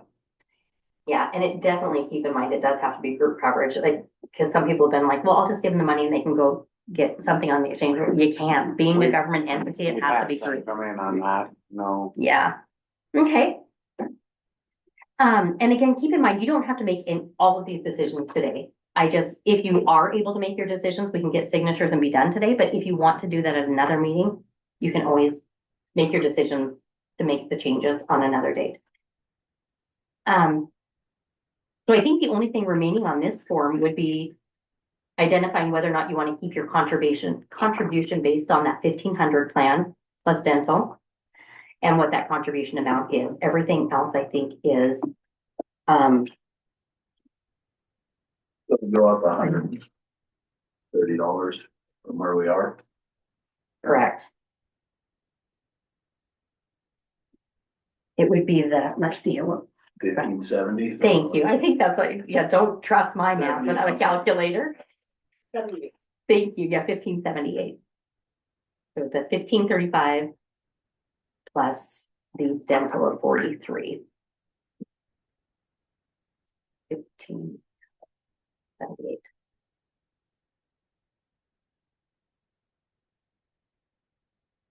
Are you wanting to talk to Sarah before you make the decision, or? Are you, Why? Up to us, we got Yeah. No, I'm Go just through. to get money. We'll have to do the budget on it anyway. That's good. It's gonna be in our hands. Yeah. I mean, the people knew we're having this meeting. If they wanted, they should have been in here. Right. So we paid a total of 1480 last year, You paid 1439. plus, No, that includes. Oh, So that you paid includes so your rate was 1398 plus the 41 in dental. oh, okay. County doesn't pay towards vision. that's just- 1439. You know, we allowed, they didn't include it in the contribution amount, Yeah, but they allowed people to use the contribution towards vision if they didn't yeah, want something. okay, that's it. So $96 more a year, or a month per employee. $100 a month more. We got how many employees? So there's, I don't know, I think maybe the RM 500, 80%, 1500. I know one person that is one of the two, I think, didn't realize they were on it. We'll make sure to flag that Yeah. and talk. I'm hoping that we get to talk to those people at open enrollment because That they understand that. When are you coming back to get this done? You know, I've got that down. I think we had confirmed, April 3rd is when we'll be on site to do the, And then we can sit down, go over and make sure we're doing it right. absolutely, I'm you bet. lost. Good, yeah, we would love to sit down with you. But you're thinking of signing this today though, or do you want more time? I think we can sign the Yeah, other right on that. I'm talking about Yeah, for the, Oh, yeah. for the sign. For you personally, yeah, we'd love to meet with you when you come, when we are Do here on we- site. And then that way it opens up, cause there are people, but they need to come up and understand. Do we still wanna offer that The R 500 500. deductible? Cause we don't have to offer it. You do I not. don't think it really does much good, not that two people, I just soon get rid of it, cause somebody's gonna think they're saving, and really it's gonna cost them. Is that right? Yeah, they're ending up paying out of pocket. They end up having to pay out of pocket for the Yeah. premium I think Yeah. I'd get rid of that one. And then just go. and maybe replace it. You could always replace it with like the RM 2000, which, brings, like if somebody then, or even the RM 3000, because then you're already covering the cost of the 1500. Yeah. And the reason that I recommend maybe the RM 3000 over that is if somebody needed to cover family, it helps offset the premium for the family members. But it's still a traditional style plan with co-pays instead of a high deductible plan. Boy, Wayne, what do you think of that the RM 3000, 80%? Is that better than the BP 2000, 70%? I'd keep the BP. You keep the BP? I would keep the Yeah, BP. that's- We always like to keep 3 styles Yeah, of plans. I use 70%, my family stuff, so, yeah, I think you should keep it, but, Yeah, I always recommend So keeping it because it works well for some families. yeah. You want us to do 4 plans, or is it just? You can do however, you can do up to 4 plans. I always recommend 4 because it gives you those people that have different scenarios, the ability to choose. well, then they're gonna come back and say, well, you know, the last one, and then I just dump that RM 500 and just keep the other 3.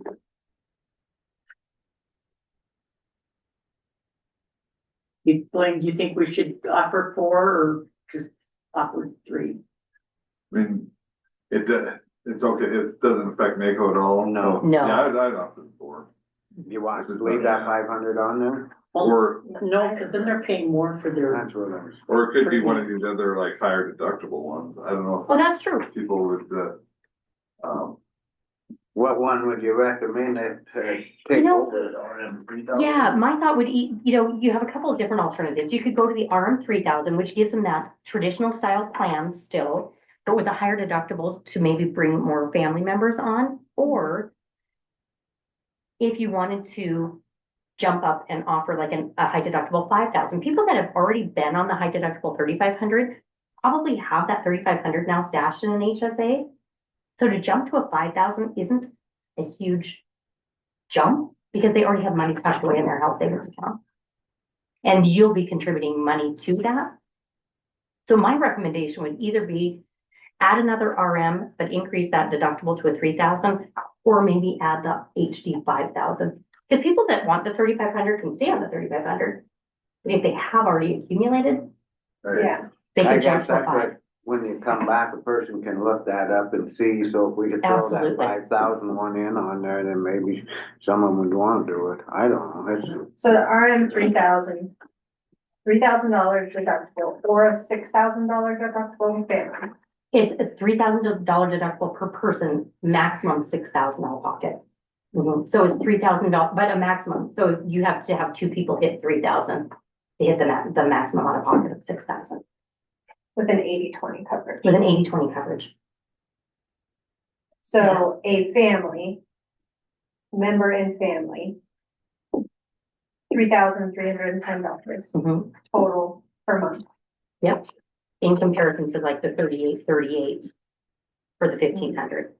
So you definitely have like a $500 You're giving. us- premium savings to do that, but again, it's, you know, And a 400 on, Do we have to put that down on there right today, or can No. it come down to? You can leave decide that as later. is, And then when it comes down to see what people wanna do? you bet. it's what, Yeah. March 15th? March 15th. Yeah, if you just let us know by March 15th, you don't have to fill this sheet out today if you want to kind of ponder on that for a little bit and I mean, you can I guess evaluate it what don't people are matter. doing. I'd see one of them higher ones probably be better off or something. Are you on an HD?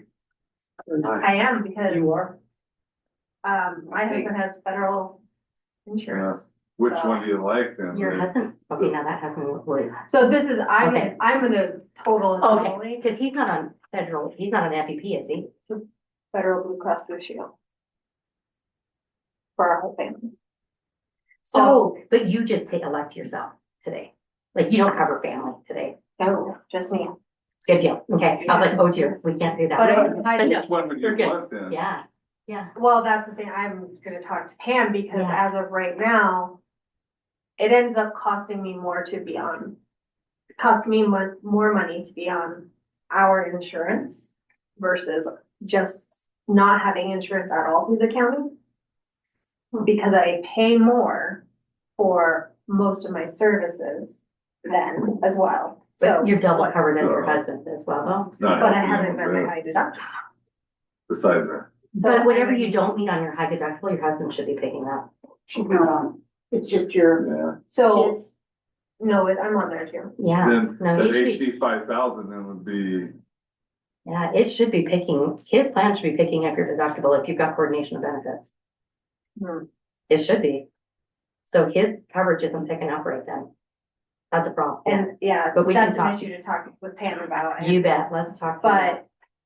But for like, for me, I elected to do the high deductible Mhm. so that that additional Yeah, it goes into amount an goes to the HSA. HSA, I can cover the difference Yeah, of, and you'd have even more money going into an HSA. so you if did do that, high right? deductible You do the high, $5,000. you do the. that's what I yeah, choose to do, The 3,500, Mhm. high deductible. yeah.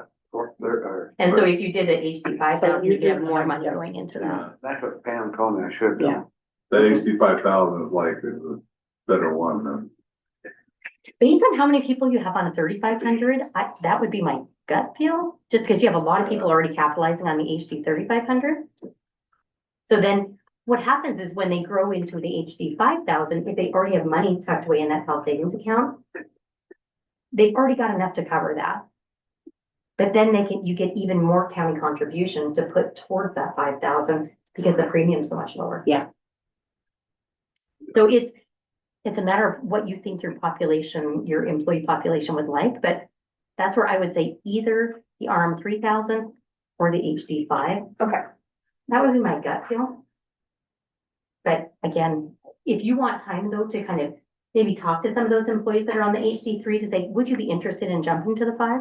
You have time to do that. 5,000 on there. Yeah. I think it might be, Yeah. it might be beneficial to have the department heads to take a poll Well, on you that. know, this is the thing, they know we're doing this, that's what frustrates me, they should all been in here. Yeah. I mean, we do this stuff so everybody knows, and when we make the choice, and it's like, well, why? If they sign something today, can they still amend it? Absolutely. You bet.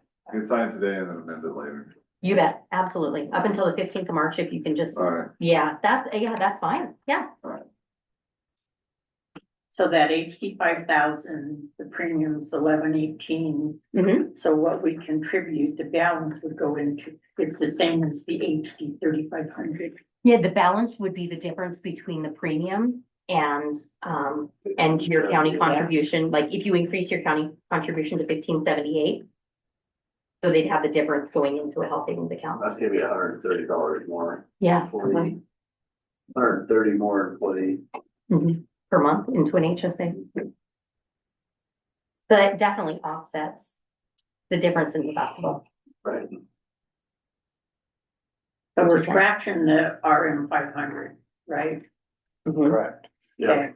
And then just so you're aware, if say those two people choose not to come and see us, we would automatically enroll them in the RM 1500 because it's the next closest to their plan. So if they don't show up for whatever reason, we'll automatically enroll them in the RM 1500. Okay.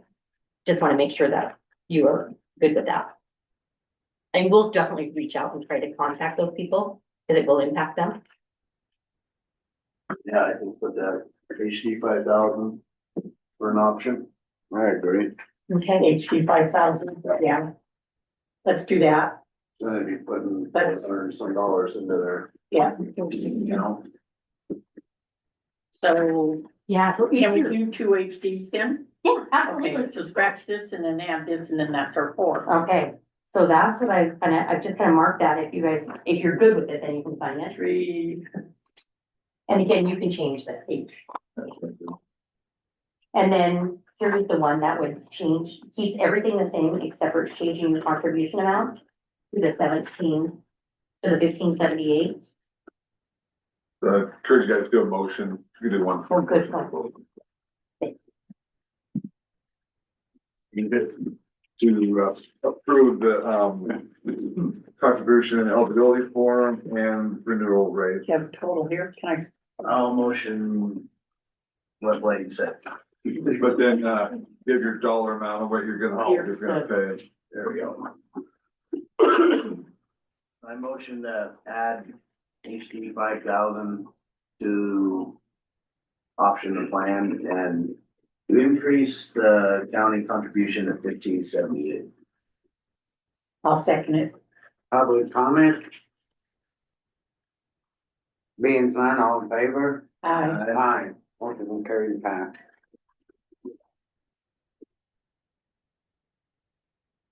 And the one thing that I didn't mention is, last year we did change the waiting period for the, I wanna get some coffee. we can, oh, yeah, absolutely, that's a good idea.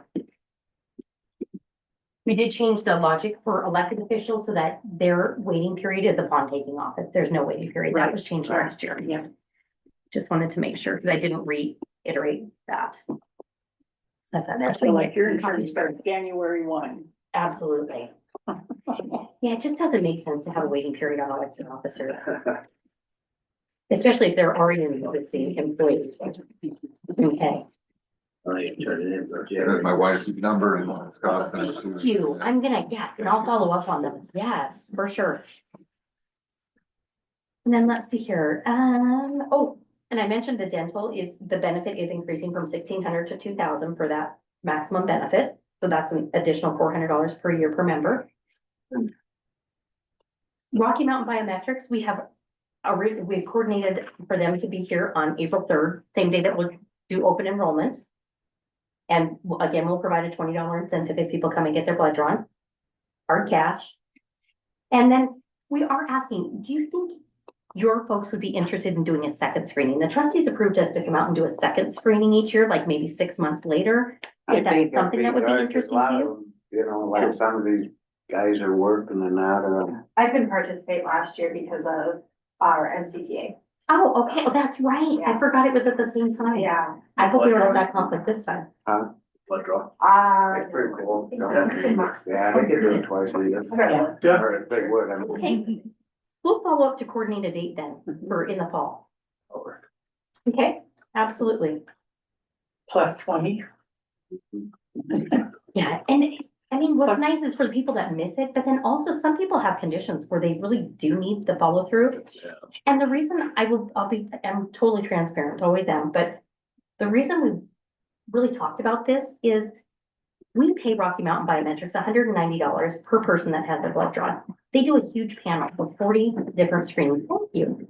Thanks, Glenn. And I will tell you that when we had one person from, not to pick on Beaverhead County, but I'm gonna pick on Beaverhead County, who went and had their blood drawn at the facility there. Less lab exams or less tests that they did.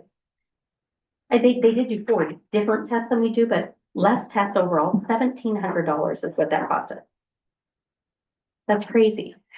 And so when people go to even to their provider's office, which I never discourage because your provider manages your care, so I never discourage that in any way, shape or form, but we're even seeing those coming through $500 to $700. So it's a huge financial savings to the plan if people come in to get their blood drawn and then deliver their results to their provider. I know my provider always asks, like, did you bring me your lab results from this year? Because there's no need to rerun them. So we do like to offer it and for potential cost savings to the health plan as well. Let's see here. Oh, just a reminder, did you guys capitalize on the GASB OPEB offering that we provided this last year? We got it on, that's some old abatement region, whatever. So what it is, we contract with an actuary. And if a county is under 100 employees, Mako Healthcare Trust is picking up the cost. And it's one of the requirements as part of your audit. So a lot of counties end up with a finding because they don't do it as part of their audit. We sent out information early last fall, late summer, I think, early fall. Early summer. And so we are offering that now. So if you want to check with whoever does this filing, if they want to just coordinate with me, what happens is we provide all the data to this actuary. He prepares all of the reports, and then all you have to do is gap fill some data elements that they don't have access to because we don't have it. But it will meet your audit requirement. We pick up the cost, not you. So it helps you in that audit. So I don't know who does that filing in your county. Clerk and recorder. Usually does. Well, I don't know. So if you want to follow up with your clerk and recorder and just ask her, she can reach out to me if she has any questions, or Nancy at our office, but happy to help. We love to save you money. And like the county that I was at yesterday, or day, never mind, it's not yesterday, it was last Thursday. I mean, they pay $7,000 a year to have that done. And so it just saves them $7,000 a year to have it done. So anyhow, so just keep in mind, it's an offering. Doesn't cost you anything. We pick up the cost. The other thing is, I don't know much about that old boy thing. I don't either. I wish I did, but it's really more on the finance side of life that I don't wear a hat for, but Nancy recommended that we pick it up for people in the trust, and so we started doing that. We get audited on it? It's part of your audit requirement, and you have to do it I every never year. even seen it before on that. So Mhm, a lot of them call it the GASB. mhm. I don't know. That's the term. You remember that, Blanche? So the audit report that we have every year. Has to. Our auditor has to content, include, And you're yeah. saying you'll pick up the,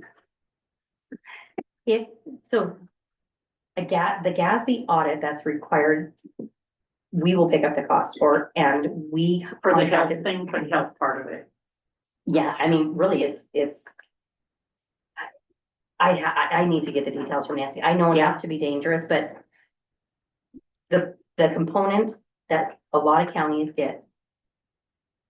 Dinged for is that they don't do this audit. And they don't contract with an actuary to do it. If you contract with an actuary to do it, you're probably meeting the requirement, but you're probably paying out the nose for it. And what we're trying to do is save the county's money by us having one contract with this actuary and us pick up the cost instead of the county picking up the cost. And then we, I don't know much about I that. sent that. Last June. Want me to resend you the email just so that you can take a peek at it? Yes. And we'll be I'm sending it wondering if out it's something again this that is year. a part of our report already, and I can look at it. Well, I'm thinking, I know it's just been a while there, we had to get an actuary for something. years ago, but yeah, we'd have to, you have to Okay. get with Sarah on that. Okay.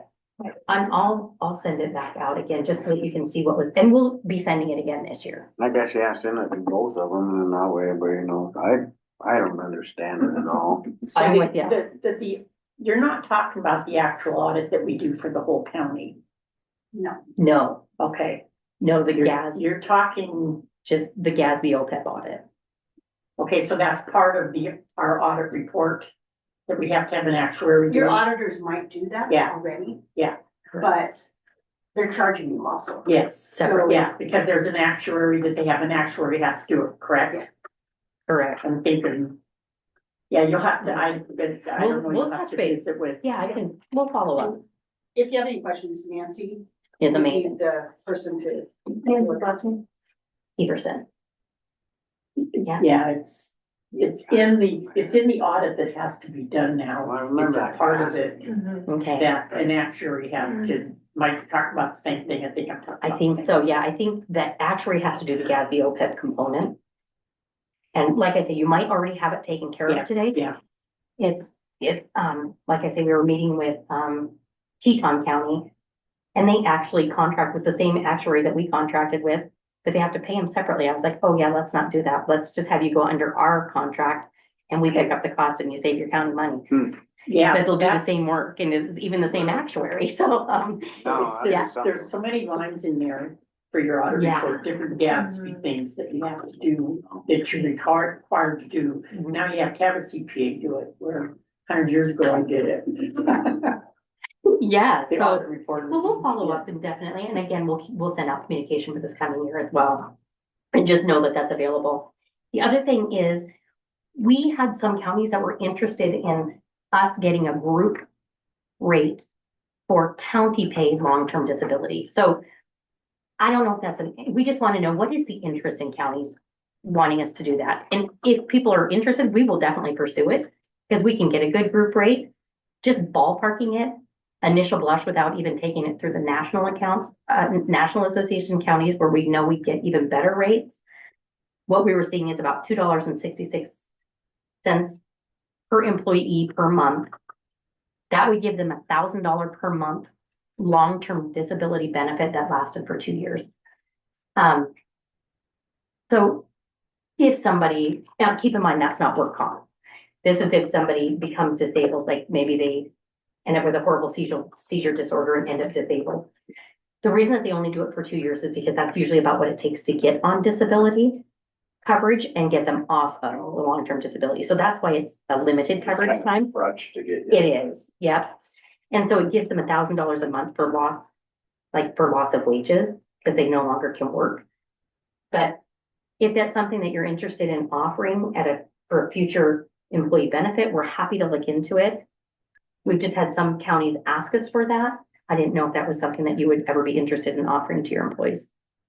When that come out of the employees, they pay that, not the county. No, this would be county paid. So this would be $2.66 per employee per month. Do they match it or is it just county paid? They can have a voluntary offering above and beyond that, yes. The employee can match that $2.66 If they wanted to double it. to have a $2,000 Mhm. pay benefit. per Correct. And again, that's just a ballpark. I know we could get that number lower than that, but we don't want to That's just pursue something to something bring if to it's the not something you're table. interested in. Yeah, I think it's something to get information on. Okay. Okay, well, we'll at In least, case someone has a stroke or.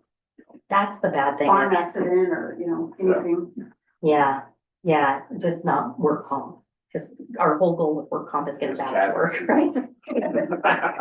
Having season. He's the one that said farm accident. I put my head down. Well, we'll definitely, we've had a couple, like I say, we're just trying to feel out what is the interest before we just go off and pursue this, and then people go, wait, I don't want that. So if you're interested, we'll at least kind of vet it out, see what the cost would be, and we can bring it back probably next year. Joanne, when does it take effect? 3 months? I think it's either a 60 or a 90. Correct, yeah, because usually then short-term disability gap bills, and that would be an employee paid if they wanted short-term. And I think of the most common for short-term that I think of is maternity leave, right? Oh, To offset for 3 months off. But yeah, they could offset it with that. I think it's a 90-day wait on that. Hmm. And then just a reminder, we started Monday Money Talks. It's, the second Monday of every month. We just had one yesterday. I don't know if anybody capitalized on it, but Mackenzie did a great presentation on salaried employees. Basically, there are no government salary positions. So when people say they have salaried employees, it's like, you can't, you're government, you can't have salaried positions. So, anyhow, she does, they're random talks. We did one on, payroll 101, with all sorts of different topics. So if there's things that your county needs education on, let us know and we'll get some education. But it's a 30-minute WebEx. It's not long, once a month. Next Second. month it's FMLA, which. Oh, I'm telling you, it's a good one. FMLA is confusing. So yeah, it'll be a good one. And Mackenzie's gonna do that as well.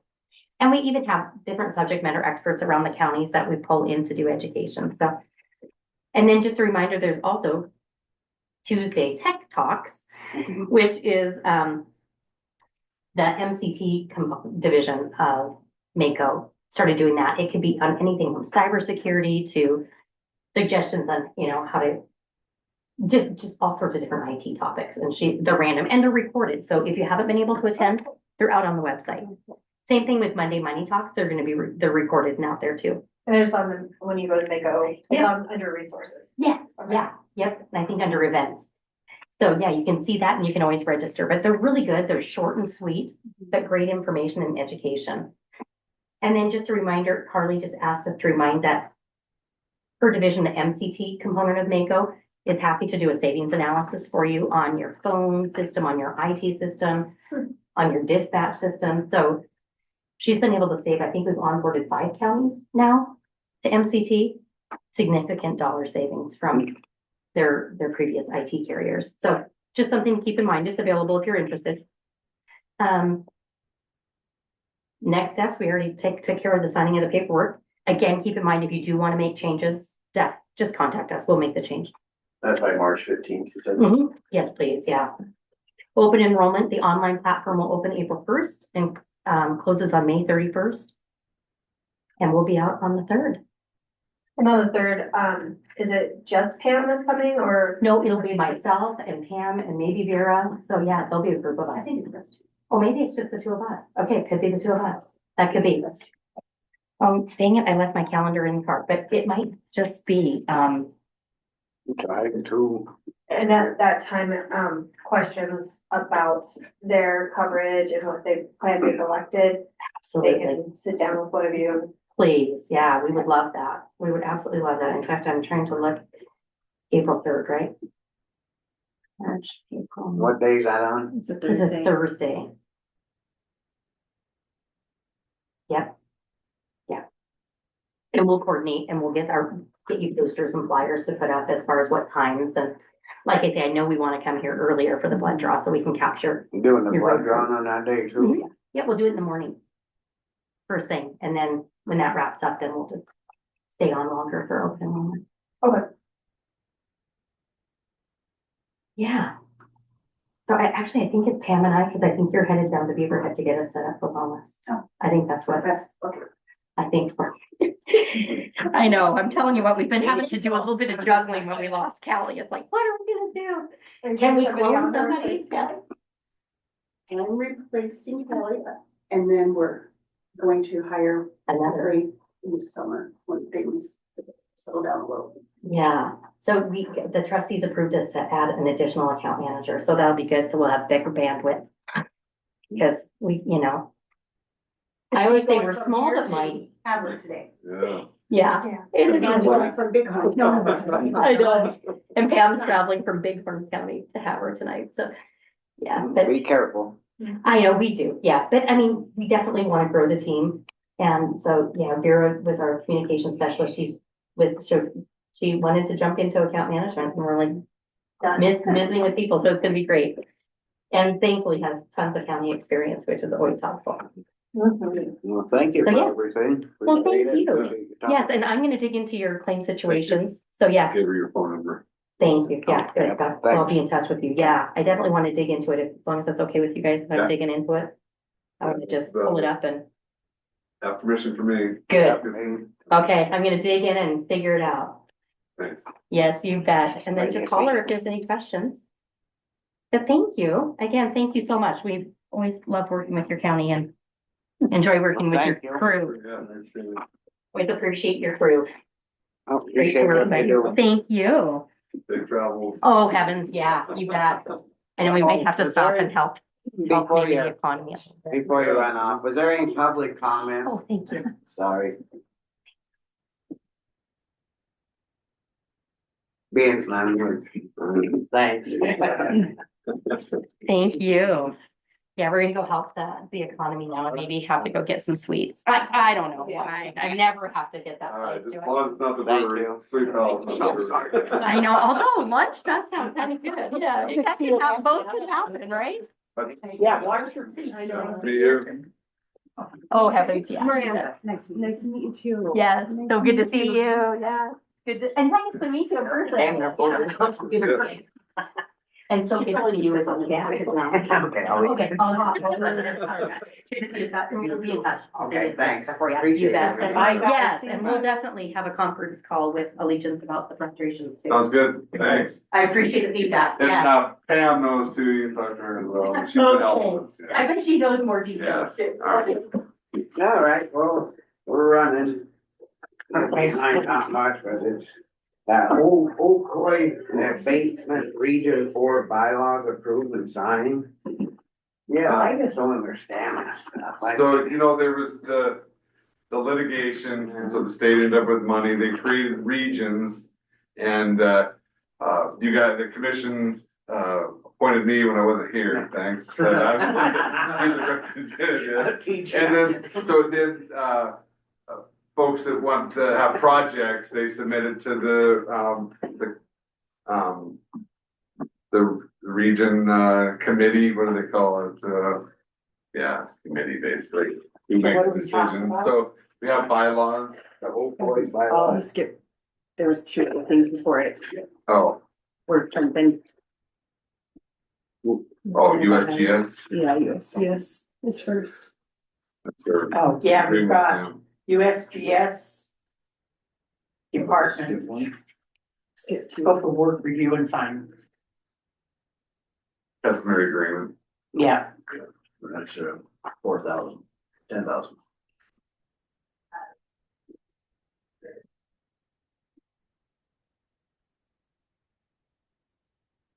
Stuff mixed up. It was all mine. yours should be the original. Or take 3 signatures. Yeah. Okay, So I entertain a motion. I got, is it 10,000 every 6 months or 10,000 for a year? I thought it was 10,000 a year and then they break it down in 2 payments. Right, That's the way I understood it. and it shows the USGS matches 4,000. Yeah, so they're putting some in on there. so the total is 14,000. But then they put in, They put a percentage. They for it, contribute yeah. 4,000, we contribute 2,000. yeah. And then that's 14,000 for a yearly, right? 6 months. Year. Yeah, From April Physical year, 1st, fiscal year, not bigger. fiscal year, yeah. April 1st to October 31st. That's 6 months. 6 months, I thought it was 14,000 every 6 months. That would be an increase if it is. Yeah, I I'm looked looking at at it wrong. I thought it was a year. under second page, under TB and A. Oh, but that is the year, I mean, that's is my understanding, I mean, that's the. Do we wanna get a hold of them first before we sign this and make sure that it's Yeah. all? Yeah. I would think so. Okay, let's table this for next week and we'll make sure and get a hold of them and Jay Mandy, the way I understood it was for a year. Yeah. Now you got me like. I think they're giving the irrigation season, but. But they're monitoring Yeah. it right now for though. Yeah. Yeah. Aren't they? Yeah. That's why I just figured it was. That's cost a lot. for 6 months. Yeah, that, I'd have to figure something. if I'm assuming anything is, that's for the whole year, that's what they give that time period to do it, Oh, yeah. I know. I still do. They got- stuff. I didn't just. They're a little behind, yeah. Couple Or just minutes. let me know. Alright. Yeah, I think we better table this and then talk to them, make sure that we all on the same page, that it's for a year, not 6 months. I don't ever remember paying the 6 month deal. Yeah, Well, looking at the claims being paid, 9,000 was paid in July. And then we just paid another 4,000, yeah, in December. yeah, December. That'd be So it's 13 for I just. think there's, we gotta look into what's Yeah, going on here, but seems like there's been lots of money given to these guys. yeah. Well, they know, this is the ones we were having trouble with getting back with when we got had that bind. They never, the other was trying to get home, they would never get back. Oh, Yeah. So I think we'll just table that for next week and then we. Just see if we can get a letter from find out for sure this per year or just Email. email. Yeah. It Yeah, says there's scope a- of work for proposed costs for fiscal year 25 That's what I see when they say. in an email. Yeah, it says fixed cost agreement to be billed annually via down payment request. Yeah, they Yeah, I changed think they're just it. doing that in April, October, because it's the irrigation season, so I think it covers, but that's the question, does it cover? Just don't want to come back. Yeah. No, it's just for these days. This is for I today. got one from October, November 1st, the Yeah, end of April, or May, March. No, have it right? on next week then? Yeah. All right, so the next one's, resolution 2025-6, a Granite County resolution opposing litigation limiting or prohibiting Montana Association of Counties and lobbying on behalf of its members. We have that there, I did look at that. Well, that's all right, I mean, any other company can have a lobbyist, why shouldn't Mako be able Is to? this the second week we've looked at this? No, this would be a first reading.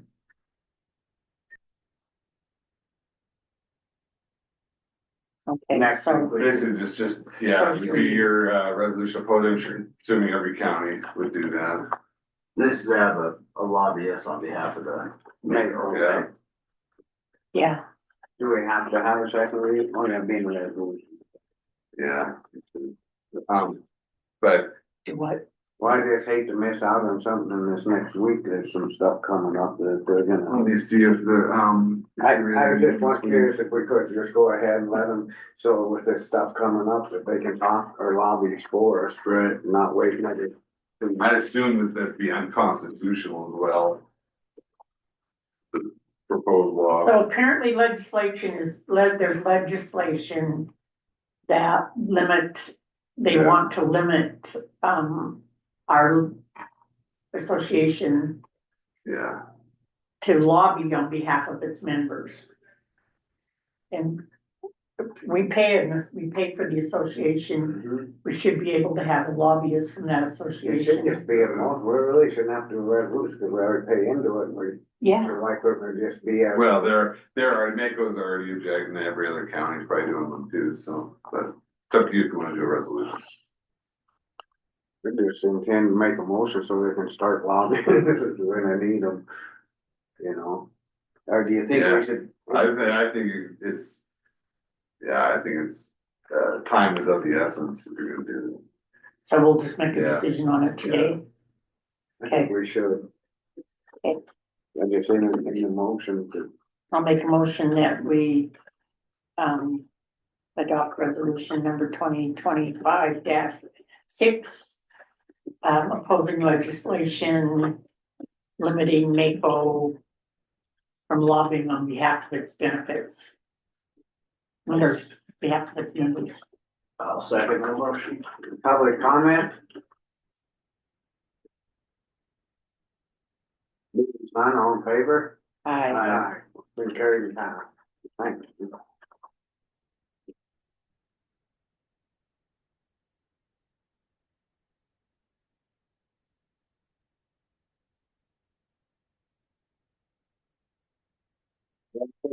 Gonna get over there, We need someone fighting for us. Yeah. and they're into it, I mean, they got all kinds of people. Who studying. submitted that bill? I haven't seen the sponsor, I have to find it. Our friend. Okay, we're still behind a little bit, we'll jump right into the opioid abatement region 4 by. Alright, so.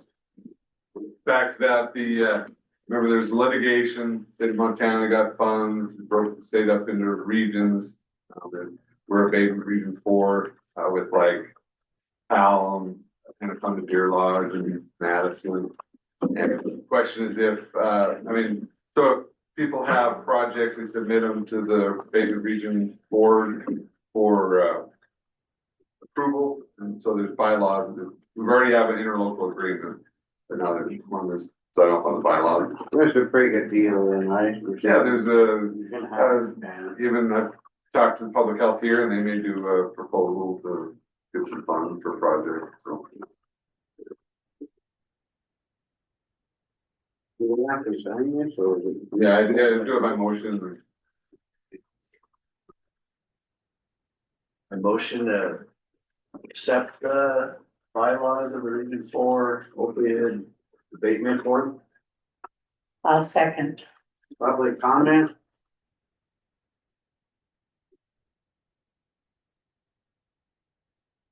Being none, all in favor? Aye. Motion carried and passed.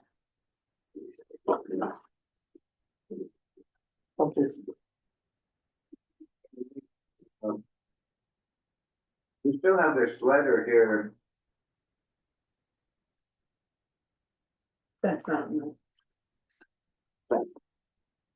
No, no, that was just from what I had it laying here.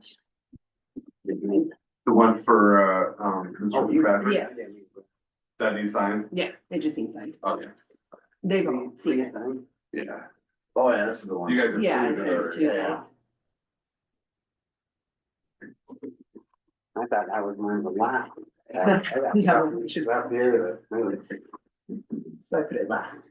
Okay, I guess we can go into our closed session. It's a personnel matter. Oh, go ahead, Elena, sorry. Thank you. On that last agreement, is the date on the last page the correct date, January 17th, 2024? On your old Floyd one? The one that you just agreed to about the opioid agreement. The Yes, last- the board it was meeting, then there was some lag in getting people together, so we're now they're going full board. So it was January 17th, a year ago. Correct. Okay. So no changes. Okay, thank you. Thank you. We're gonna go ahead and go into closed session on a personnel matter. We're back on now after the personal matter, and that was our last projected or agenda item. I adjourned the meeting. Adjourned. Adjourned. Okay. All right, Be careful going over there. yeah.